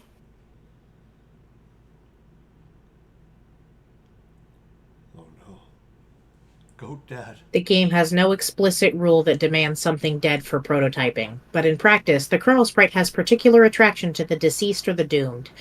Across every session ever played, exceptions to this pattern are extremely rare.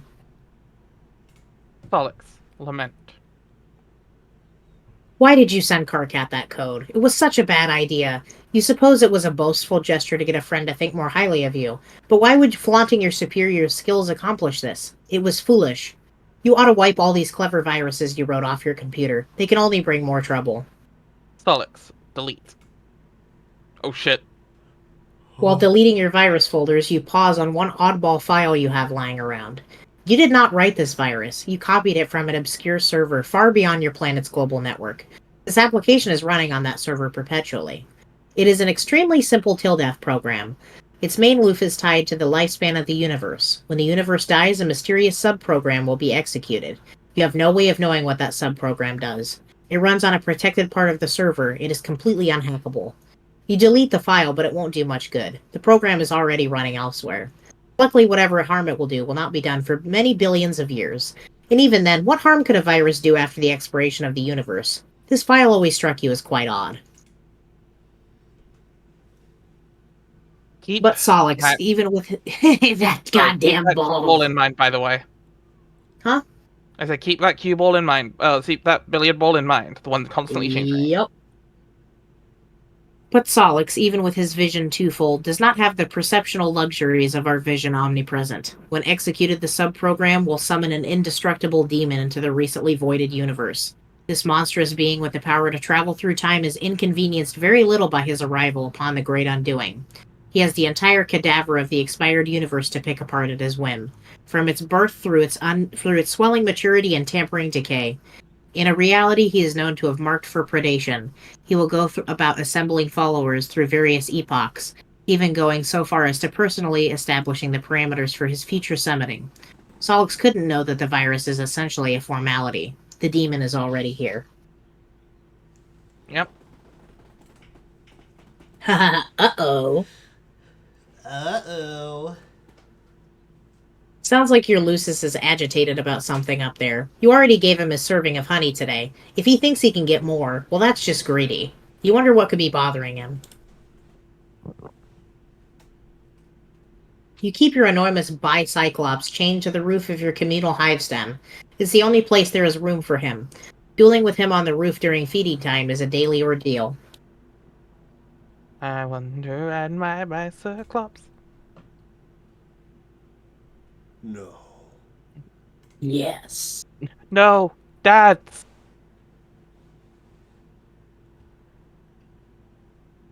Be the other girl. Woo! With the baby. You are now one of the 5 other girls. Yay. Moth Mom. Now stop being the other girl. Stop it. Slaps Stop you it. out of the Get other some girl. help. You are no longer the other girl, or any of the other 5 for that matter. What's the name of this dude sitting on his 4-wheel device? And her name. Your name is Tavros Nitrum. You are known to be heavily arrested by fairy tales and fantasy stories. You have an acute ability to commune with the many creatures of Alternia, a skill you have utilized to capture and train a great many. They are all your friends, as well as your warriors, which you pit in battle through a variety of related card and role-playing games. You used to engage in various forms of more extreme role-playing with some of your other friends before you had an accident. You like to engage in the noble practice of Alternium slam poetry, possibly the oldest, most revered, and certainly freshest art form in your planet's rich history. You have a profound fascination with the concept of flight and all lore surrounding the topic. You believe in fairies, even though they aren't real. Your troll tag is Adios Toreador, and you, speak in a sort of, faltering manner. What will you do? Tavros. cut to the chase and play card games immediately. My man. My boy! You kickstart a rousing match of Fiduspawn, with the only friend you've got to play with in person, your loyal Lucis Tinkerbell. You take a look at the favorable hand you've dealt yourself and crack a mischievous smile. With a host plush at the ready, you quickly lob an Ogoni bomb to catch your adversary off guard. Phew. Ew. It emerges.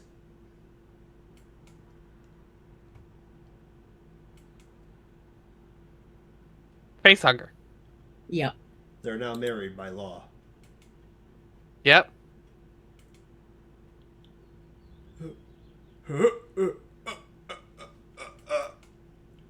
Nay. Corsaroni, I choose you! Tavers, command faithful steed. With a brooding whinny, Horseroni shuffles his mighty hooves and makes short work of the Fidus sucker, boosting his vitals. Horseroni is now primed and raring for battle. Look out, Tinkerbell. Tavers, Horseroni. Bontac, the slumber buddies. You use your awesome bestial communion abilities and bend the ferocious stallion to your whim. Tinkerbell can't stand the suspense. Nap time! Everybody wins. Horseroni gains a bunch of levels. In no time he will be ready to breed, and you can put him out to stud. Good game, everybody. That was a lot of fun. Time to do some other stuff, you guess. Tavers, roll up your rim. This is how you get up to your Recuperacoon when it's time to rest. It's kind of a production getting in and out. Tavers, hop in. You can't fit all the way in because of your huge horns. It makes a hard way to get in to get any solid shut-eye. Oh great, now you're covered in slime. Why did you do this? You're going to have to change your clothes. There goes another solid hour down the tubes. Aw damn, there goes your four-wheel device down the ramp. That happens a lot. Tavers, take lines. Also, poor kid. I know. After a major cleanup rigmarole and lots of crawling around your respite block, you equip your jousting lance.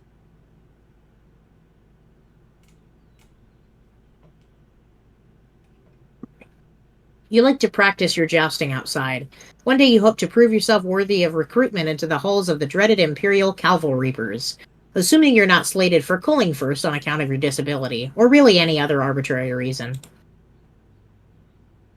Art imitating life. Tavers, admire posters.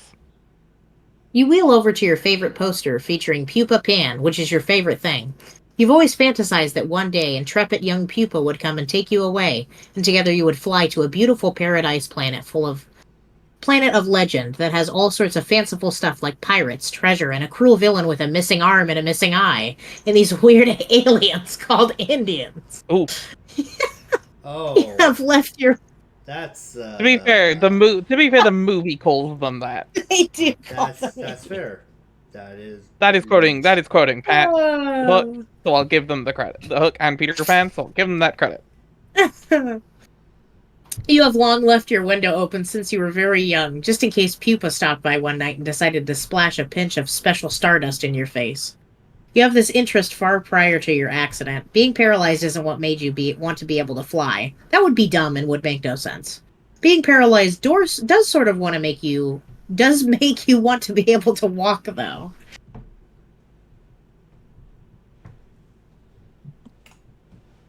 Way in the future. Over the course of your long journey, at one point you were fitted with a cool pair of robo legs. The guy who likes to build robots built them for you. But then he does break them more than he likes to build them. It's usually why he builds them in the first place.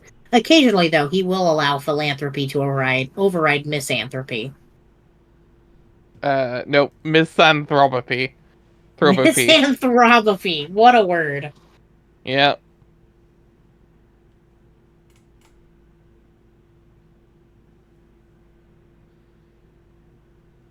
You were lucky enough to have a friend who didn't mind getting her hands dirty on account of your best interest. A friend with a chainsaw. his fucking face in the background. I didn't even notice that face. God. The guy who likes to build robots just stood there and watched. It would Distant make everyone. acquiesce isn't real. Distant acquiesce can't hurt you. It would always make everyone uncomfortable whenever he would just stand there and watch. And way back again. That's it. Make sure you sever the proper spinal sections. I need a towel. Yeah. But To be fair, before that's that, not you- even more like worse than what he actually says, but still, Yeah, you gross. But before that, you had to scoot around in your will device throughout the various worlds of the medium and endure all sorts of follies related to your disability, which, on account of the great plurality and marginal relevance, we will not get to see just as well. Wow, look at what happens when you space out and contemplate the future like that. These messages start piling up. You know what? I just thought of something far worse. I could have said. oh no. It's my time to shine. Havers, deal with AG. Although you guys have It's to me and you, buddy. Okay. Tavros. I assume you're gonna be Tavros in this storm. Oh, yeah, yeah. You do a pretty good Tavros, yeah. You have a very good Tavros. Hey.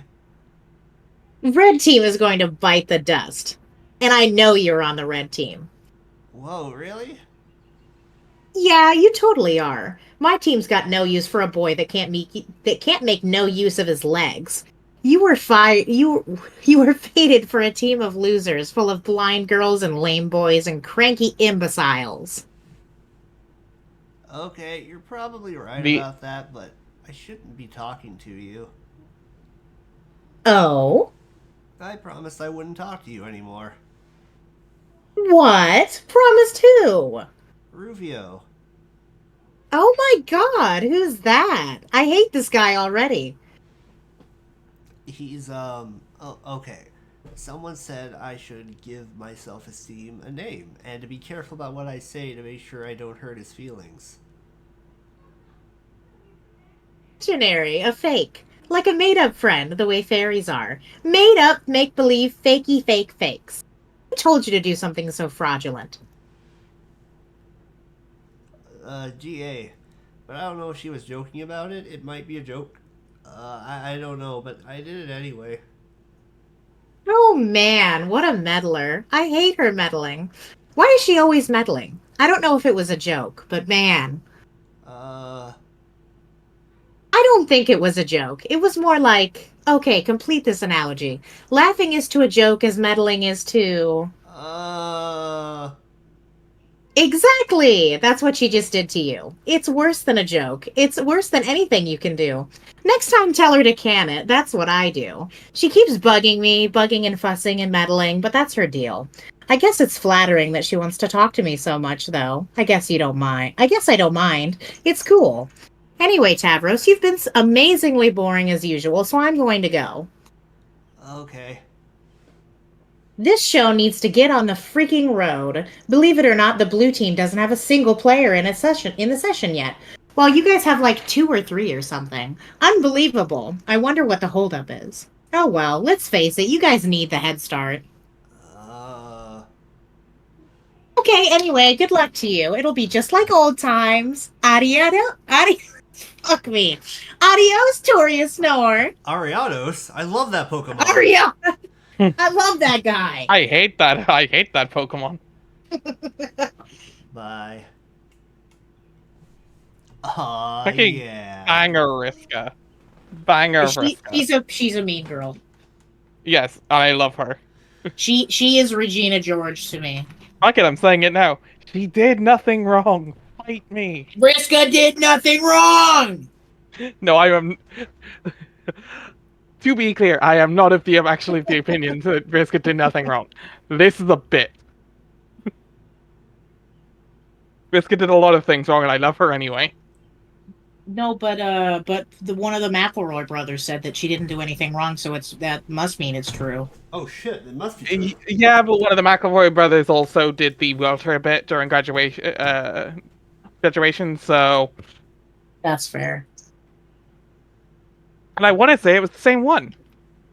Actually, it might not have been. I think that was Griffin who did. Griffin. I think it was Griffin who did the brisket bit after a message, and like Travis was the one who ran graduation. So, Mm.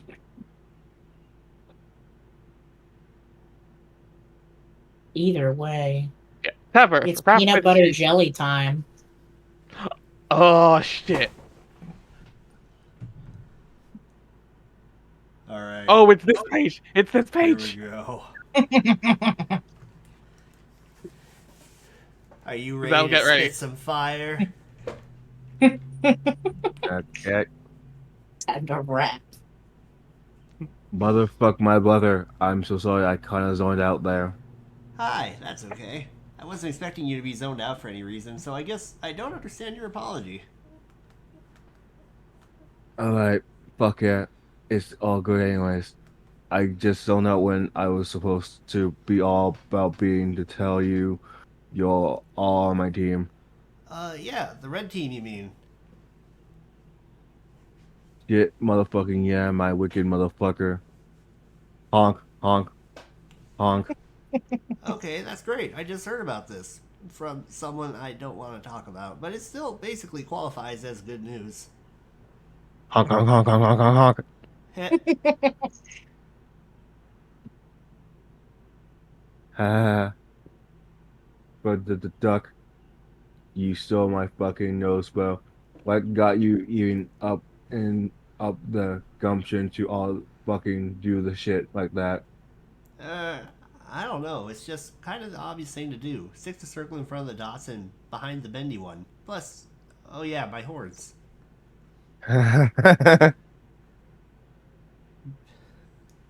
Maybe we can slam about it. Yeah, I could kick the shit out of some rhymes, well. Also up my fucking hell mirth and rip open a fucking bag of posh whimsy. Yeah, you can talk about the clown things, which I don't really understand ever, but that's okay because it's kind of funny. Whereas I'll address some topics pertaining to my interests and I guess personal motifs. Yeah, fuck yeah. That's how shit all usually up and fucking look, bro. But first, here's the thing with the game. Oh yeah, I almost forgot about the red team game. Yeah, okay, if I remember right, this is how we're judging this shit. Lots of fucking balls in the air. So as he connected to Cockhead and he's fucking chill. Then I supposed to connect to her soon to get her all chill too. But she's in the woods doing something. When she comes back, she starts playing. So in the mean motherfucking time, I'm supposed to get you to connect to me. But I fucking spaced out, forgot. Because I guess I was too motherfucking chill all in this shit. Ha ha ha ha ha. Yeah, I understand. So this motherfucker, I'm setting you so we can kick this bitch down the stairs. Oof. Okay, I'll do that. And in the meantime, shall I queue up the strict beats? Brother, now you all fucked up and done it. You're fucking wheel deep in big sloppy Mexico pie, topped with motherfucking whip rhymes. How strict are those beats at, motherfucker? Well, I turned up those bitches to pretty stern, set beats to lecture, and I'm kind of going hog wild on the curmudgeon knob, which I had recently installed. God damn! Tell me more why I get my reach on for this frosty brew. Okay, imagine an array of beats that set limits. They got a rule book. It doesn't pay to skim it because there's not a lot of latitude. They won't stand for an attitude, and crossing them's a habit you'd not really want to get into because they'd get pretty mad at you. Fuck, so fucking fresh. You need to be slapped fucking silly with a mouth like that. Haha. And if you got a problem with it, then I suggest you go and wrap it, dude. Okay, I will. Just let me sneak up on this ball of fade, yo, and snap its neck like I'm a fucking what is that word? Laugh assassin. Like assassin. Okay. All of those be still chill. Yeah. All you motherfucking slick. Yeah. All right. Crack, hiss, motherfucking kick it. You both then proceed to have one of the worst wrap-offs in the history of Paradox Space. If there was ever a sound effect we needed on the board, it's the sound of somebody opening a It's can. just so a can. Next time I have a can, I will Yes. remind me to like have that like right by the mic Oh, next night, yeah. so we can catch that. Absolutely. The way that TC writes annoys me so Oh no, much. it's Yeah, meant it's to. infuriating. It's It's kind of meant to. infuriating. Oh no, first off, nowhere near the worst typing quirk. You can hear me have problems with Solixus, Ooh. Yeah, his is pretty bad. and it's still not the worst. I Wait till we suffer. get to some of the ancestors. I suffer the most here because I can look at that all and read it all. I can read it, but actually saying it is the hard part. I don't have that problem, and I'm concerned for myself. I should really see Yeah. a professional. Wait till we get to some of the later ones. Oh, that's gonna be fun. Well, let's put it this way. One of them's not even actually written. One of them's racist as fuck. Oh, that's gonna be fun when we get to them. Yeah. The dance sisters are Oh, baby. What was that, sorry? great. What was that, sorry, Zell? I was gonna say we'll have to probably improv that probably. Oh, Yeah. absolutely. We'll see what. It's not... Okay, the words themselves aren't racist. It's the fact that it's... Jay knows exactly who I'm referring Yeah, to. I know exactly who you're talking about. It's badly translated Japanese. We should pull up Google Translate to see what it It's actually it's says. badly Google it. translated Japanese. Absolutely, yes. This might translate it. I don't know. I haven't read her text yet. Yeah. You make your way through the burning woods to meet the Lucis you never had. It's time for her to hatch. It's now or never.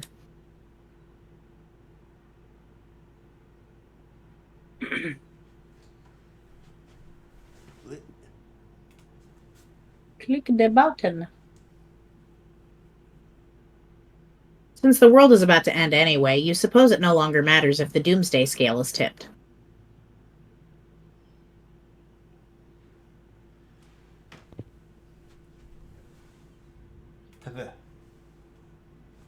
The counterweight is the skull of an ancient mother grub slain thousands of solar sweeps ago. The egg contains a rare species of dragon which remains blind until maturity, using its other senses to survive. It has balanced the skull here for millennia, waiting for the warmth of a meteor-sparked forest fire before hatching. In case it wasn't clear, dragons are real. But fairies aren't. No, fuck them fairies. Yo, fuck Aw. them fairies. Aww. While she slept in her egg, you would communicate with her in your sleep. After your accident, she would use your dreams to teach you to detect the world around you without vision.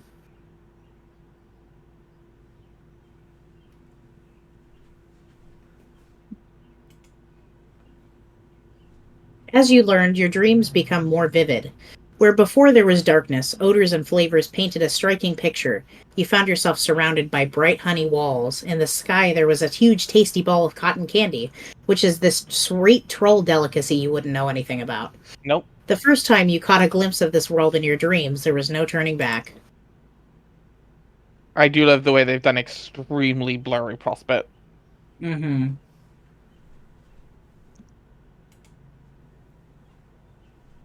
The young Lucis would take to the sky and promptly get herself killed. This would be much more shocking and maybe a little bit more sad if we didn't already know this was going to happen. We already knew. But of course you didn't. Unsurprising development. Genuine distress. Unsurprising development. Genuine distress. Genuine distress. The dragon never smelled it coming. She would fall to your tree hive. On your return, she would be scooped up by a sympathetic ally and deposited into the kernel sprite. Then you and she could talk. There would be plenty to discuss.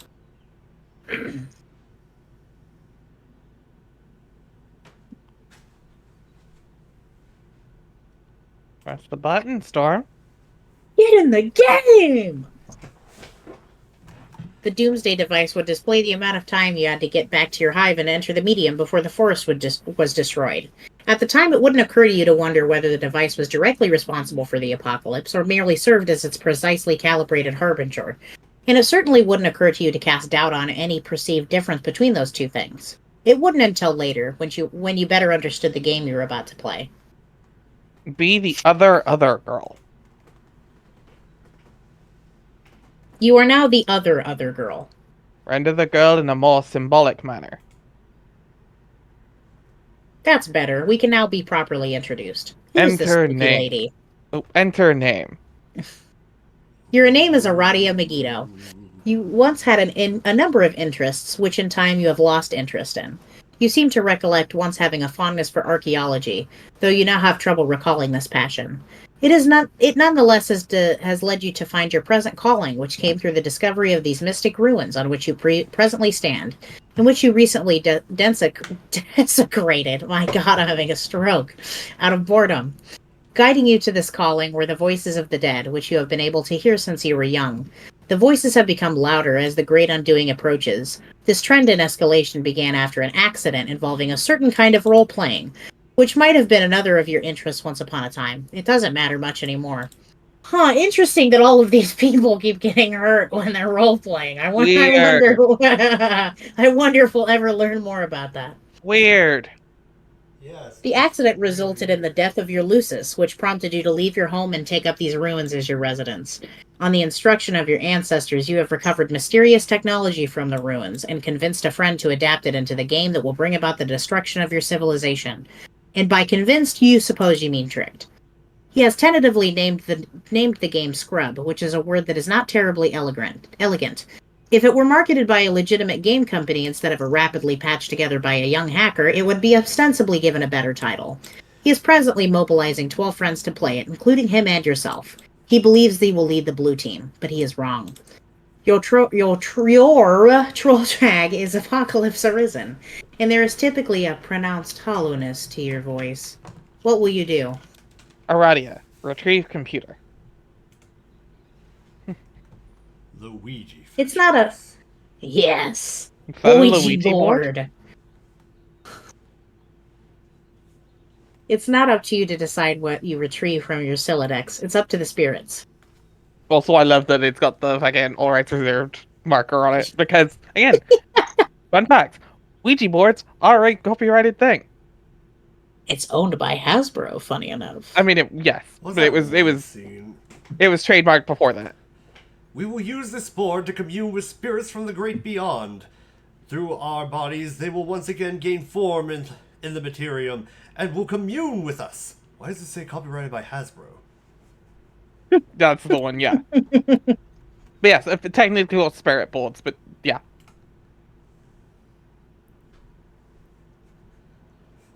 Like how all cola is Coke. Yeah. Ligma. Huh. I wonder what that means. Looks like the spirits are being cooperative. F-U-C-A-U. Looks like the spirits are being cooperative today, if a bit cryptic as usual. Wait, it's not done. S-U-G-M-A. There it is, yeah. B-A-L-L-Z. B-O-F-A. Huh. Bofa? Bofa what? Ouija board starts glowing. Spirit rises from the dead with glowing red eyes. Buffet! Who's this douchebag? He found Hold on, this is baffling... that the Harry Anderson laptop? It is. Oh my You found this baffling artifact some time ago on one of your digs. The creature on its facade is completely mystifying. You have taken to using it as your primary computing device on account of its bizarre novelty, as well as convenient portability. Oh, look who's bothering you again. She's always bugging you, bugging and fussing and meddling. What's her deal? You guess it's flattering that she wants to talk to you so much. You're okay with it. You're okay with a lot of things. Aradia, humor GA. Alright, who's being who? I can't do both of them. Who do you want? Choose, Uh, Spider-Man. I'll take Kanaya. I like Kanaya. Okay. Hi again, Aradia. Oh no. So I guess tonight is the night you blow everything up. Hmm? Is there nothing I could do to change your mind? No. Oh, yes. Yes, there's nothing. And no, you can't. But you shouldn't pretend as if you believe this has anything to do with the states of my mind, or the decisions it will make, or is already made. Yeah, I guess not.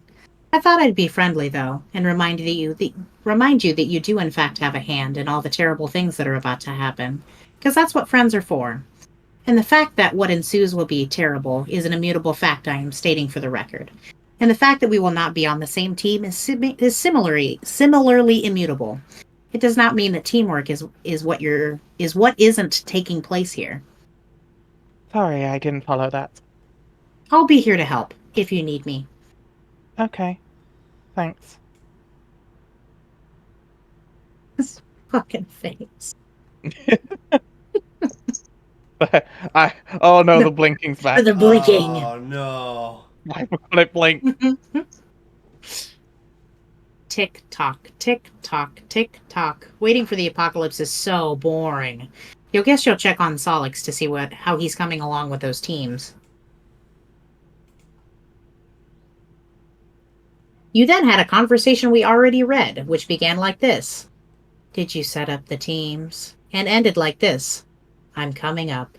And then you went up. Aradia, go up.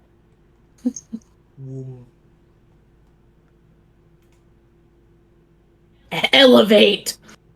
Elevate. Get elevated, idiot. Get up, idiot. You wonder what she wants. What's with all these girls bugging you? Bugging and fussing and meddling? Aradia, get bugged by AG. Same deal, I'm guessing. I'm already here. Yeah. Aradia! Oh boy, that's way too many of the same letter in a row twice. I know. So we're about to get started, right? Have you tricked Solix yet? Do you have Mr. Two Eyes all befuddled and flustered in your web of lies? Or Mr. Four Eyes? I don't know. Which nickname do you think would be suitably derogatory in this case, Aradia? How about 8 eyes? -7. I didn't trick him. It's not like that. Okay, whatever. The point is, once you've pulled the finely woven silken mesh over his dumb, different colored eyes, you and I will start playing the game and be the blue team leaders. That's how this will work, right? Wait, do you mind if we're co-leaders? I forgot to ask. I just assumed it was okay with you.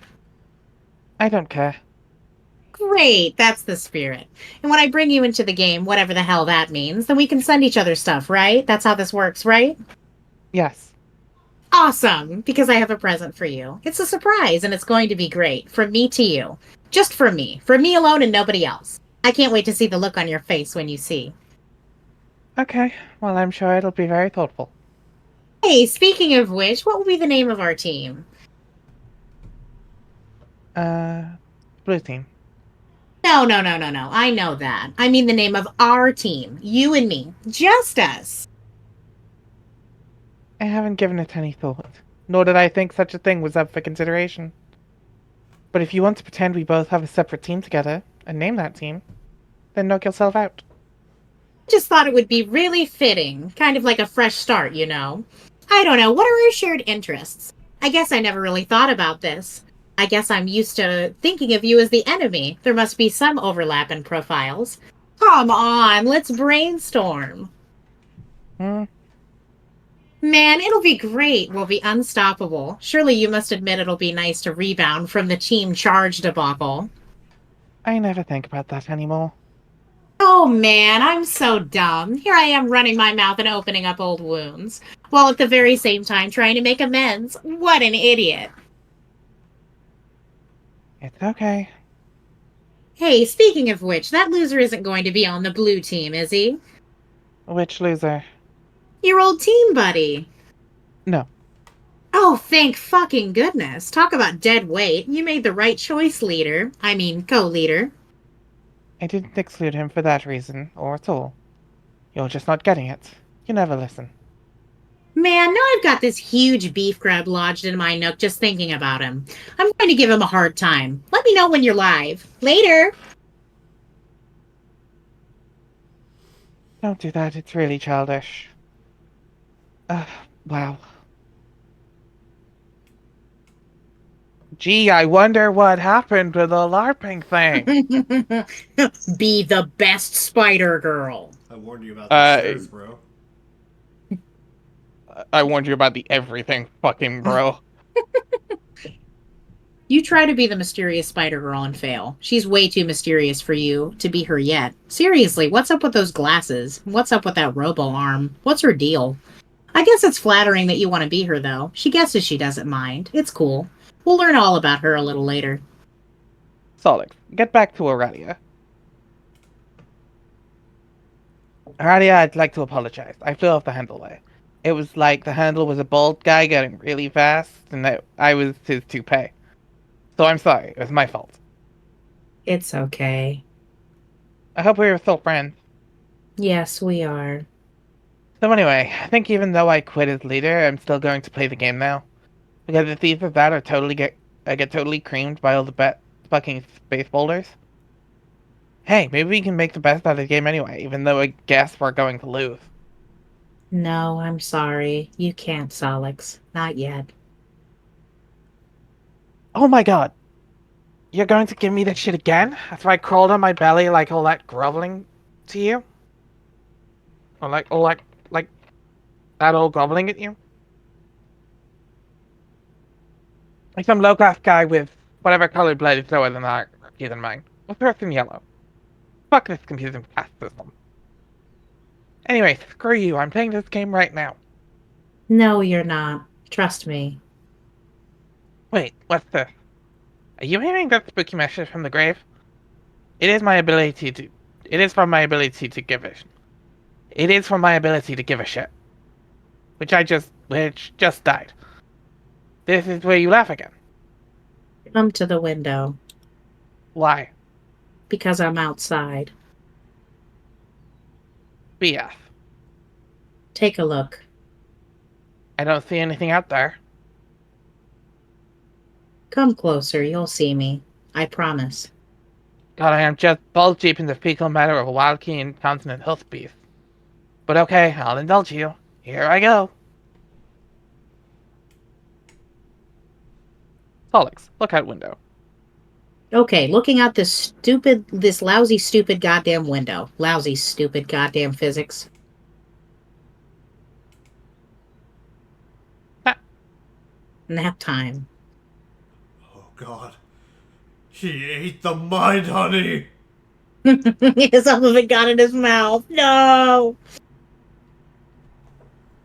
When you would finally wake up, you'd discover all of your teammates had connected to each other and entered the medium. You would be the last to enter. Your long nap would facilitate a series of important dreams that would prove essential in support of your teammates.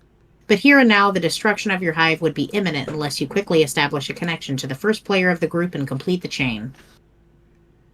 Solix, wake up. The mind honey. Ugh. Some of it got in your mouth.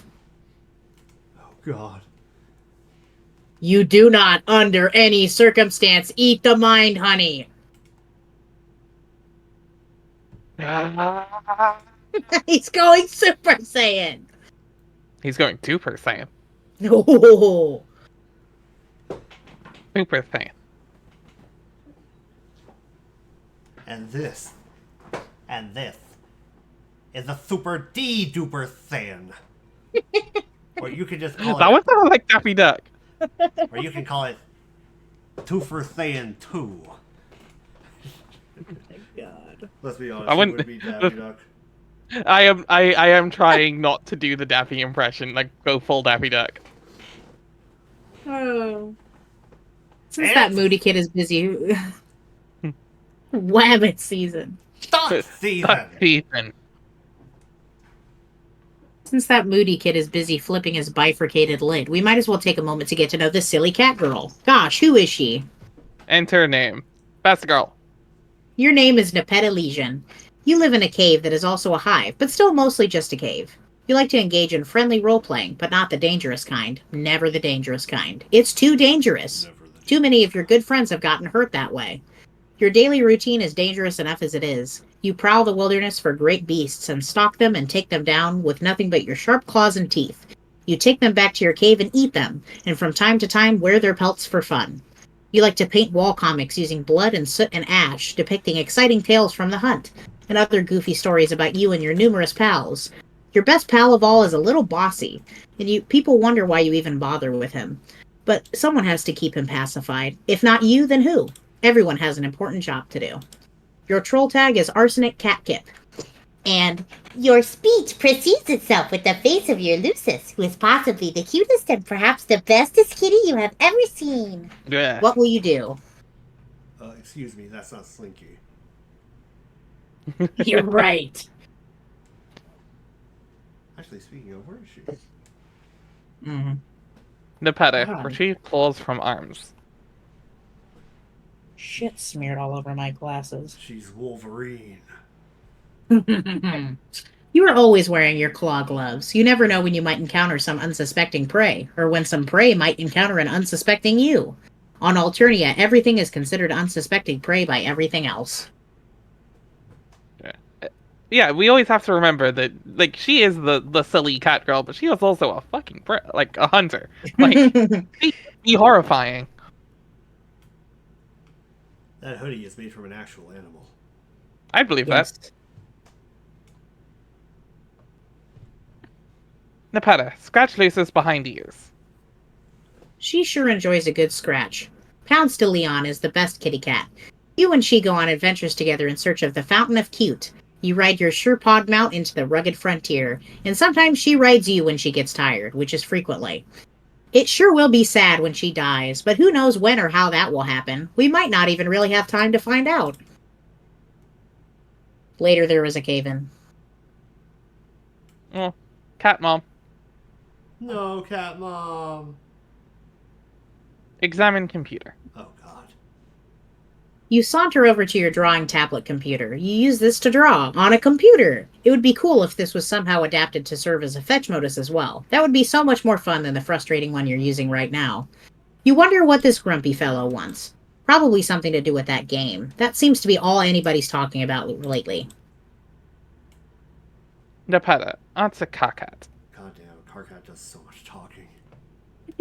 Oh, I didn't even notice she does freaking. Little Like- kitties. I mean that, but Yeah. also like the way she types is like picking up on her handwriting check thing. It makes so much more sense now. Oh, it scans. The way Like she writes. I mean, yeah, but I just didn't realize that was how her thing worked. It makes sense. There's no keyboard. Cutie. Hey! Lucy perks up curiously. She wiggles her rear end a bit and then chases something she sees bounce off into Karkat's shoes. Karkat can't believe he has to sink this low. Karkat can't believe he's asking a feral girl in a cave to join his team. Karkat mystifies an infinite befuddlement over the fact that you are presently the best remaining candidate for the red team. I am? I mean, Lucy says I am wondrously. Yes, and Karkat can't fucking believe that! Karkat thinks about that a bit, and his jaw drops open and breaks a huge column of bricks like a fucking kung fu master! She gathers up all the little brick pieces and builds a cute little house and invites Karkat inside. Okay, good. It's good that you're talking about building. Even if it's in the most inane possible context, you're going to be doing a lot of it. Yes, that sounds fun. Okay, what do I do? Okay, briefing. Me, Terezi, Gamzee, and Tavros are all playing now. The connection order is at TC, GC, CG. We need someone to connect to Torianer and get him in the game. I have GA lined up for the red team because she is one of the few remaining sane ones left to play. Okay, the only sane one, but she doesn't want to connect yet because of some mysterious bullshit. So I was like, whatever, what else is new? So I guess that just leaves you. Terezi said you had lined up to play back when she was the fake leader, so I said, fine. So just connect to Tavros and later we'll worry about getting you in. All right, I'll talk to him about that. Oh, AC pauses and looks up with a little bit of chagrin. I forgot I have to talk to someone else about this. I have been procrastinating. Oh god, are you really serious? It's not that big of a deal. This boggles my mind. How could you be best friends with the only guy on the planet who's a bigger asshole than me? He's not so bad. He's scum! But whatever you've got to do, I guess. Tavros is waiting. Nepeta, consult with friend on the matter. Fuck! I'm not playing him. No. Oh no, that I honor am. goes to him. AC twitches her friendly whiskers at CT. There was only ever one way this was going to play out, Yari. Yeah, that scans. Yeah. Hi. CT perplexes over where he put that important wrench that he needed for building a fancy robot or something. He says, now where did I put that silly old wrench go? 100K. What are you expecting to accomplish with this? 100k. Look.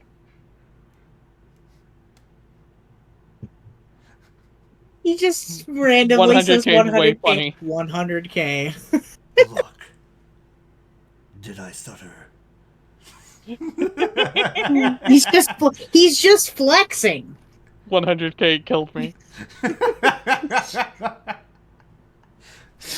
I like. Oh, but look! I imagine that's not him typing look. That's him putting the emotion into it. 100K. What are you expecting to accomplish with this?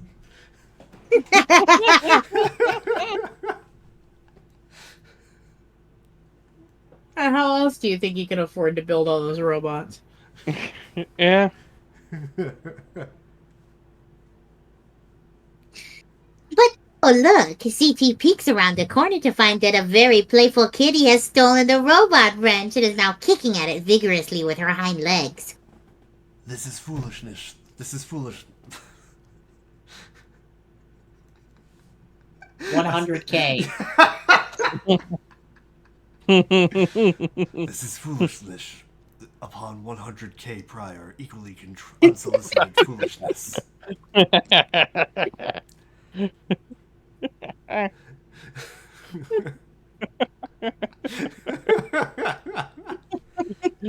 You'll stop now.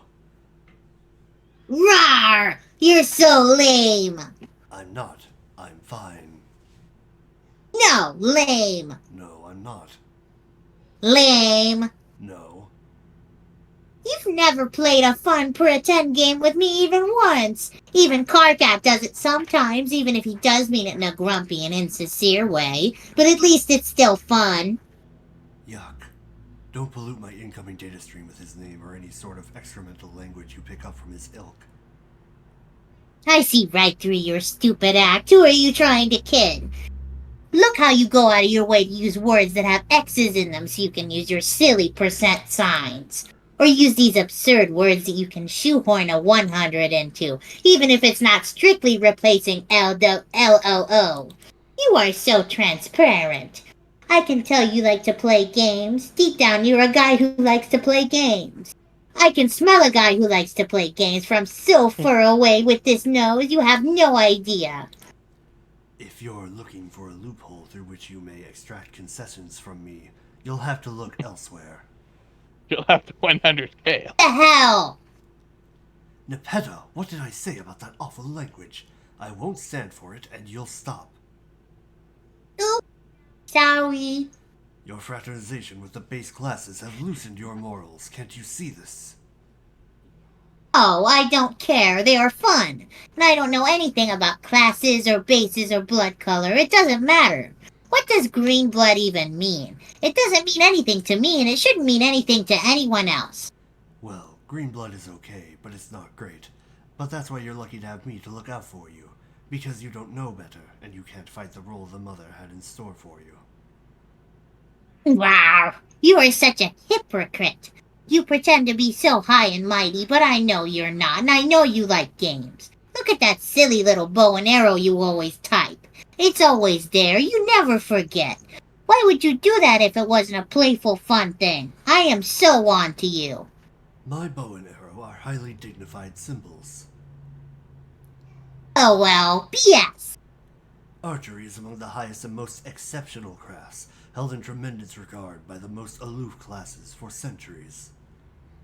You suck at archery. No, Yes, no, yes, no, I don't. yes, yes, yes, yes. Have you ever even successfully fired an arrow? Like actually got one to leave the bow? I think we need to stop talking about archery. Nuh-uh. Yes, No. we will stop talking about archery. The topic is making me sweat. Oh, you're so gross. No, you're the one who exercises distasteful practices. No, that's you. Everyone knows you're a weirdo and a creep. That's why you're lucky to have me to keep an eye on you. 'Cause no one else can stand you. You exterminate beautiful, innocent creatures by the hundreds. I can't condone such wretched behavior. Beasts are meant to be looked upon with adoration. But, I don't kill anything I don't eat. That would be mean. I guess that's basically acceptable in principle, but I still find it a bit unsavory. Well, I think your habits are unsavory. No, they're not. Yeah-huh. You're wrong about me, Nepeta. I do like to play games, but they must be extremely important games with very high stakes, not the kind played by translucent green wigglers who let loose an excremental surge hard in their wiggler-bottomed diaper stubs.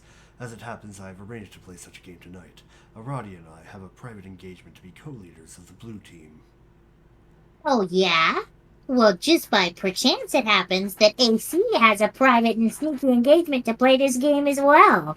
And by a persnickety twist of fate, she will be on the red team, with her other great friends who like to play their childish diaper poop games. Absolutely not. Absolutely. I forbid this. You will take your position on the blue team with me. Yeah, right.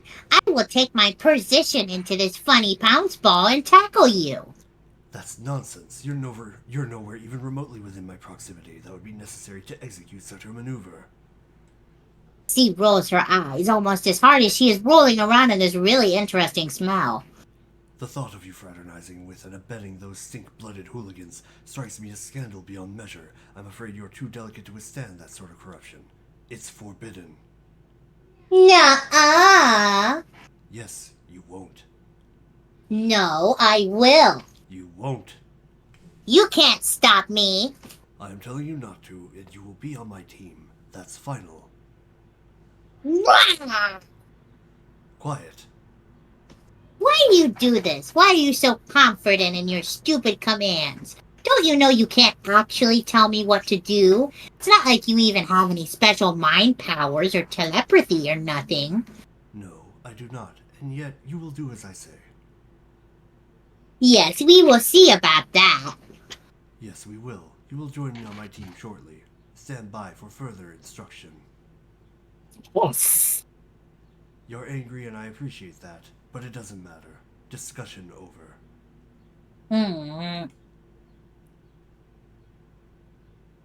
Blah blah blah blah blah blah blah blah blah blah. You have to say blah blah huge bitch in Yeah, Equus's as voice. Nepeta. Blah blah huge bitch. There he is. There it is. No. Language, Nepeta.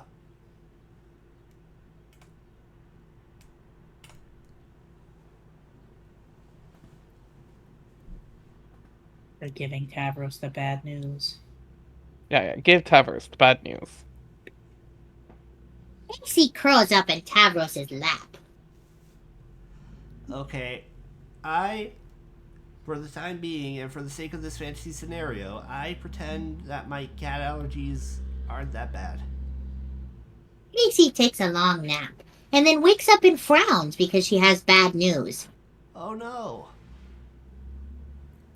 What'd I say? About the bad news, not the nap. Tavros, I'm sorry I can't be on your team. I'm not allowed. Oh, that's okay. Then I guess he said no then?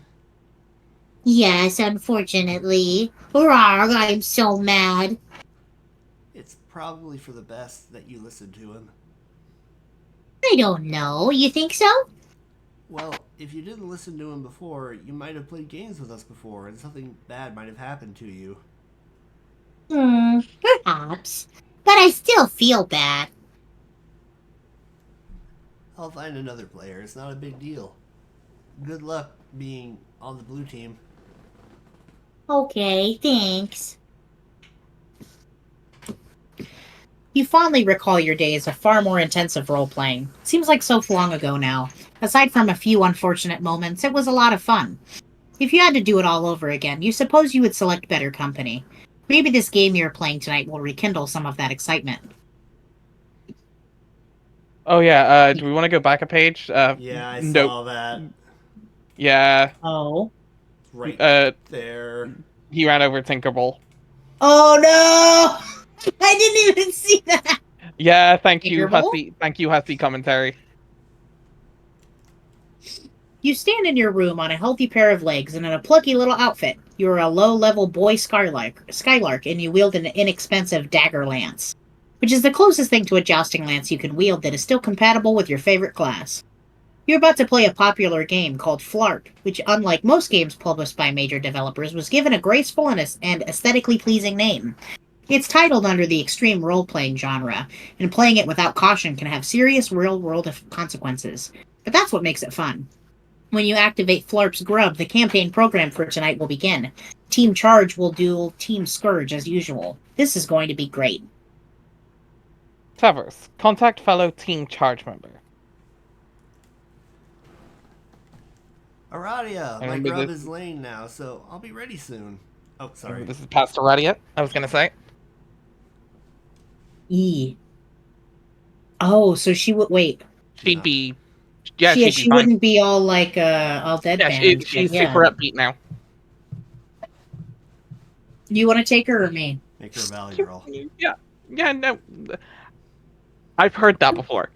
Valley But no, girl you go Aradias. for it. You be playing Aradia. It's just I was letting you know that it is pre-whatever happened to Aradia. Yeah. Cool, mine too. I don't know where Terezi is though. She's running late. Oh, should we wait? No, I'll be here clouding her campaign for her regardless. With or without her. Her loss if she doesn't make it. I'll give you a chance to gain some ground. Okay. You picked a tough class, Tavros. None of the really useful combat abilities come into play until you reach a very high level, but I suppose it'll be rewarding when you get there. Yeah, I think you're right, but it's the class I think is the most fun, and battle skill is not all there is to being a great adventurer. I couldn't agree more. You might be the only flarper in the world who really understands the true spirit of the game. Everyone else is so aggressive and treasure hungry, but that's what makes beating them all the more satisfying. Yeah, I guess. Remember, your Clouder isn't going to pull any punches tonight. Don't fall for her mind games. I'll be here to assist, of course. If you're in trouble, don't hesitate to ask for help. Yeah, I won't. Thanks, Aradia. No problem. Hatch campaign. Your campaign's gaming flapstractions hatch out of their eggs. These comprise all the data and procedures you will need for your adventure tonight.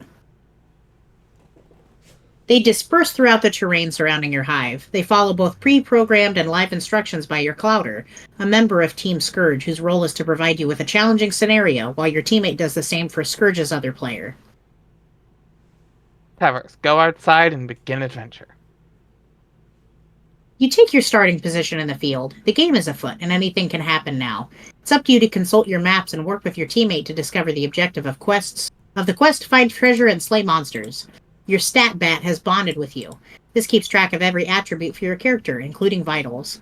While these attributes in principle remain abstractions due to the fact that it is extreme role playing, they will always relate to you in some way to your real life attributes as well. You've got to be careful out there.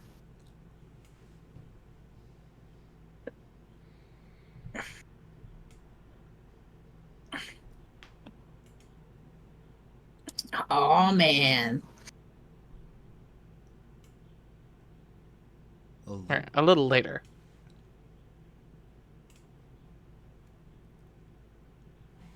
Oh?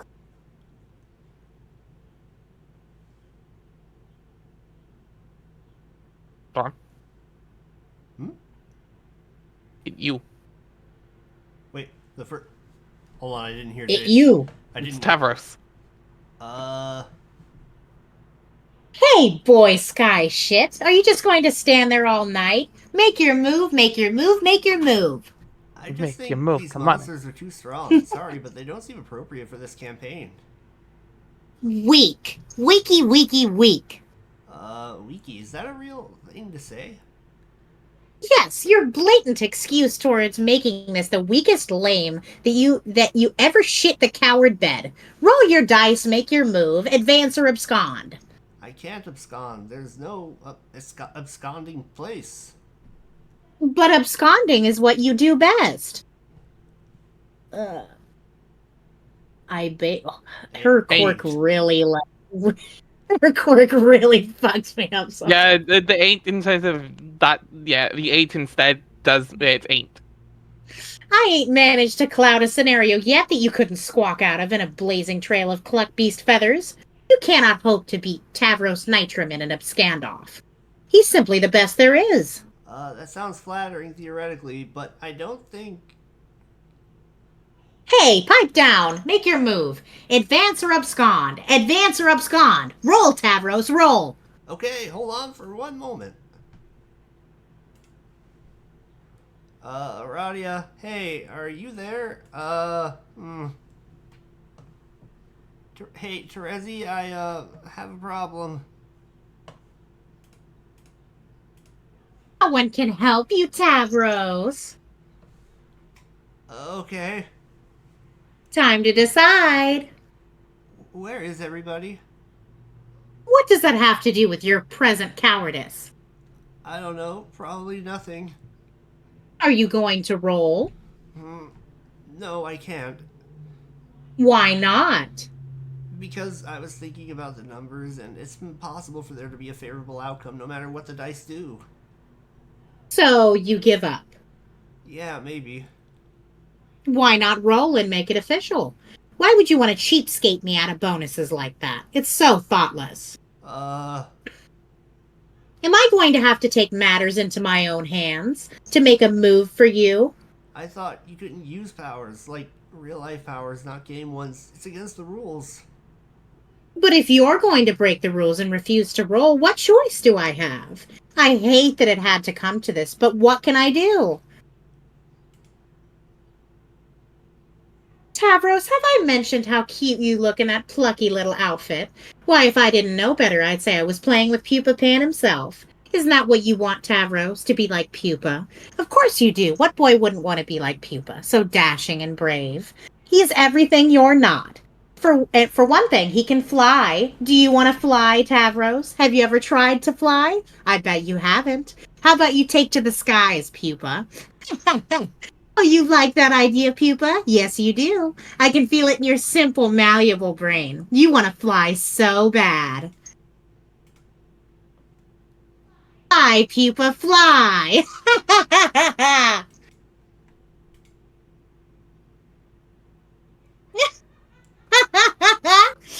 Adios, Toria, dumbass. Huge bitch. Got it. Blah, blah, huge bitch. AG just jumped me off a cliff with my brain and my legs also, and now they feel invisible. Wow, I'm sure there's a better way to say that. Anyway, that's really all there is to report on the subject of me getting hurt. That's Carcat. Oh, shit. Hey, asshole! Stop playing games for girls! Dickhead. Blah, blah, huge bitch. Back in the present. But not too far into the present, right around this moment with Karkat in the toilet during a conversation we've already read, which ended like this. Oh boy, you need to get with the program, Karkat. Have you talked to AA? Hey, what? Apocalypse Arisen, sorry. No, of course not. Or TA, or AG, I guess, or CA. Really, there's nothing. Really, there's like this whole conspiracy about this, as I'm finding out. Well, why don't you just tell me so I don't have to talk to any of those double-talking assholes? I can't. I gotta step out of the tree for a moment. When I come back, I will enter the game. See ya. Here we go. Gallows Calibrator ceased trolling carcinogenesis. Arachnid script began trolling carcinogenesis. Hey, brave leader. Oh my god, why are you talking to me? Can I join your team? Yes, I'm glad you asked, because there's a wide open slot for the most vile, backstabbing sociopath who ever lived. You really helped me out of a jam by stepping forward. Vile, backstabbing sociopath? Karkat, did you copy and paste that phrase directly from your personal ad describing what you're looking for in a lady? Ha ha! More cagey cutesy bullshit. Look, I'm not up to my lobster with that already, having to deal with Terezi. You both must have been insufferable when you were a teen. Your opponents probably all just trying to commit suicide after a few minutes of putting up with your fangy grin drivel. That's probably how it all went down when the shit hit the thresher. That's not a bad guess, but man, Karkat, you sure are giving me a hard time. I don't see how we're supposed to be becoming friends if you recoil from my olive branch, like I'm twitching a mummified bovine phallus in your direction. Becoming friends? What the fuck? We will never be friends, moron! Not even hate friends? No, more like twitchy-eyed projectile vomiting and other disgust friends while I perforate my bone bulge with a culling fork. Yes, I'll take it. Get lost. Anyway, I was just joking about wanting to be on your team. I'm already on the blue team. Oh! Oh, really? Wait, let me count out any of these things. Hold on. 1, 2, 3, 4, 5, 6, 7, 8. There! I am now an enormous tool forever. Yes, Arati and I have an arrangement. We will be co-leaders. But really, I will be the leader. Shh, don't tell anybody. What do you think, Karkat? Can you take on 2 dangerous ladies at once? Yawn. Come on, aren't you a little nervous that I will oppose you? You should be. No, you're just a run-of-the-mill little fucked-up girl. A troll kager a dozen. I'll be taking apart the blue team with brutal efficiency. You'll see. You never played one of your dumb games with me, so you never had the privilege of seeing what I can do. Enjoy the show, sweetheart. Don't even think about using your mind control tricks on my players. Remember your truce? Those days are far behind me. Anyways, I can't just control just anybody. They've got to be impressionable, like you. You can't control me. Sure I can. I just choose not to. Yeah, okay. I find your mind totally unpalatable to browse. Looking into your brain is like pawing through a smelly dumpster, full of broken glass and razor blades. And poop. Whatever, don't even try it. I've got the better Scourge sister on my team, and if you break your truce, you'll have to answer to her. The funny thing is, she was always better than you without any powers. Yeah, that's right, I know your whole story. You were always jealous she could manipulate people so well without resorting to cheap mind trips. Haha, I can tell this burns you, and I can't even paw through your dumpster. Chalk it up to as another infuriating victory for gutter blood over aristocracy. Oh, what's that? Nothing to say? Well, speechless. I guess you're probably crying right now. That would make my fucking day. Hey, look at me being the one to talk shit at warp speed, then log off before you can reply. Bye, idiot. Carcinogenesis ceased trolling Arachnid script. Carcinogenesis began trolling Arachnid script. Oh, back so soon? Did your thumb slip on the button? I guess you can't get enough of me. You made me do that, and you know it. You ain't got nothing on me, and you can't prove shit. Anyway, Karkat, I just wanted to say... Arachnid script ceased trolling carcinogenesis. Love that page. It's so good. Karkat, be the other asshole. You are now the other... Oh. Oh, God. You decide that we could probably stand to delay this guy's introduction a little longer.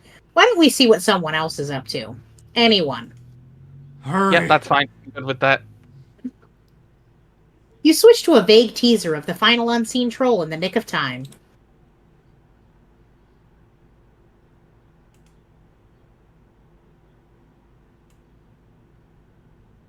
A girl who certainly exists in this comic. Yep, Yeah, that sure is a character. sure is. That's the most character Which I've sucks ever because seen. I actually quite like Pep, and I wish he had more. Same. You head back to your hive to get the blue team session started. It's been a while. I love her just flying across the fucking countryside on a frog head. It's very good. You revisit the remains of your quaint rural hive. Your lawn ring and the small excavation sites you dug up for practices are all overgrown with vegetation. You haven't been here since the night of the accident. On that night, you found your calling. The voices of the dead grew louder, urging you to return to the ruins you discovered not long before. You left so abruptly you didn't even have time to bury your Lucis. But that's fine, because trolls don't typically bury their dead. Leaving bodies to be consumed by wild animals is more customary. This Alrighty. poor child. Oh. I didn't realize I had shut Slinky out of the bedroom. Yeah, she's been in here with me for a while. Oh, okay. I The thought poor I baby. shut her out for 2.5 hours without realizing. No, she was in here with me. The Alrighty. poor baby. Begin session. You have an arrangement to begin the session as co-leader with one of the Blue Bloods. You understand this player intends to make a power grab and take sole possession of the leadership role. Such subterfuge is typical of their cast. But you're perfectly okay with this. It's one of the many things you're okay with. You allow your co-player to take the lead and enter the medium first. You understand that the leadership role is essentially meaningless, aside from offering the distinction of being the first player to enter. You also understand that entering the game second was always your intention. Alrighty, connect to server player. You have a server player connect to you, someone you personally selected for the role. The device is required for entry or deployed. The kernel sprite awaits prototyping, but unlike all 11 other players, your dead Lucis is not available. You have to use something else. Alrighty, tier 1 prototype. Prototyping with the frog head before entering the medium would prove to be critical for later success.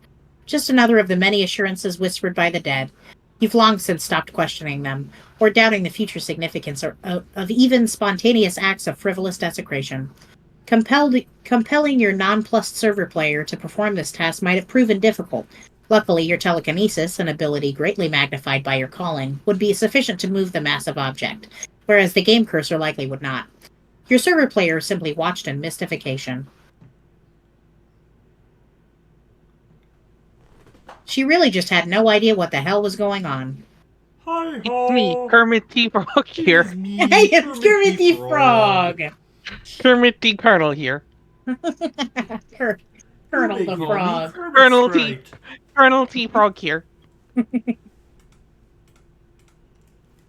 Alrighty, enter. You enter the medium, taking your place in the land of quartz and melody as the Maid of Time. Meanwhile, your client player has been exploring another world. The Blue Blood has a present for you. The present cannot be duplicated via alchemy at this stage of the game. It would cost too much grist, a detail which this player has not been aware of. The player would have to progress to the second gate of their own world, arrive through the gate above your hive, and deliver it in person.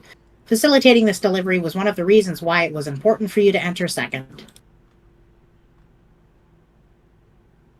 I'm a frog. Your server players can... He did the frog! Yay! Thank you too, Billy.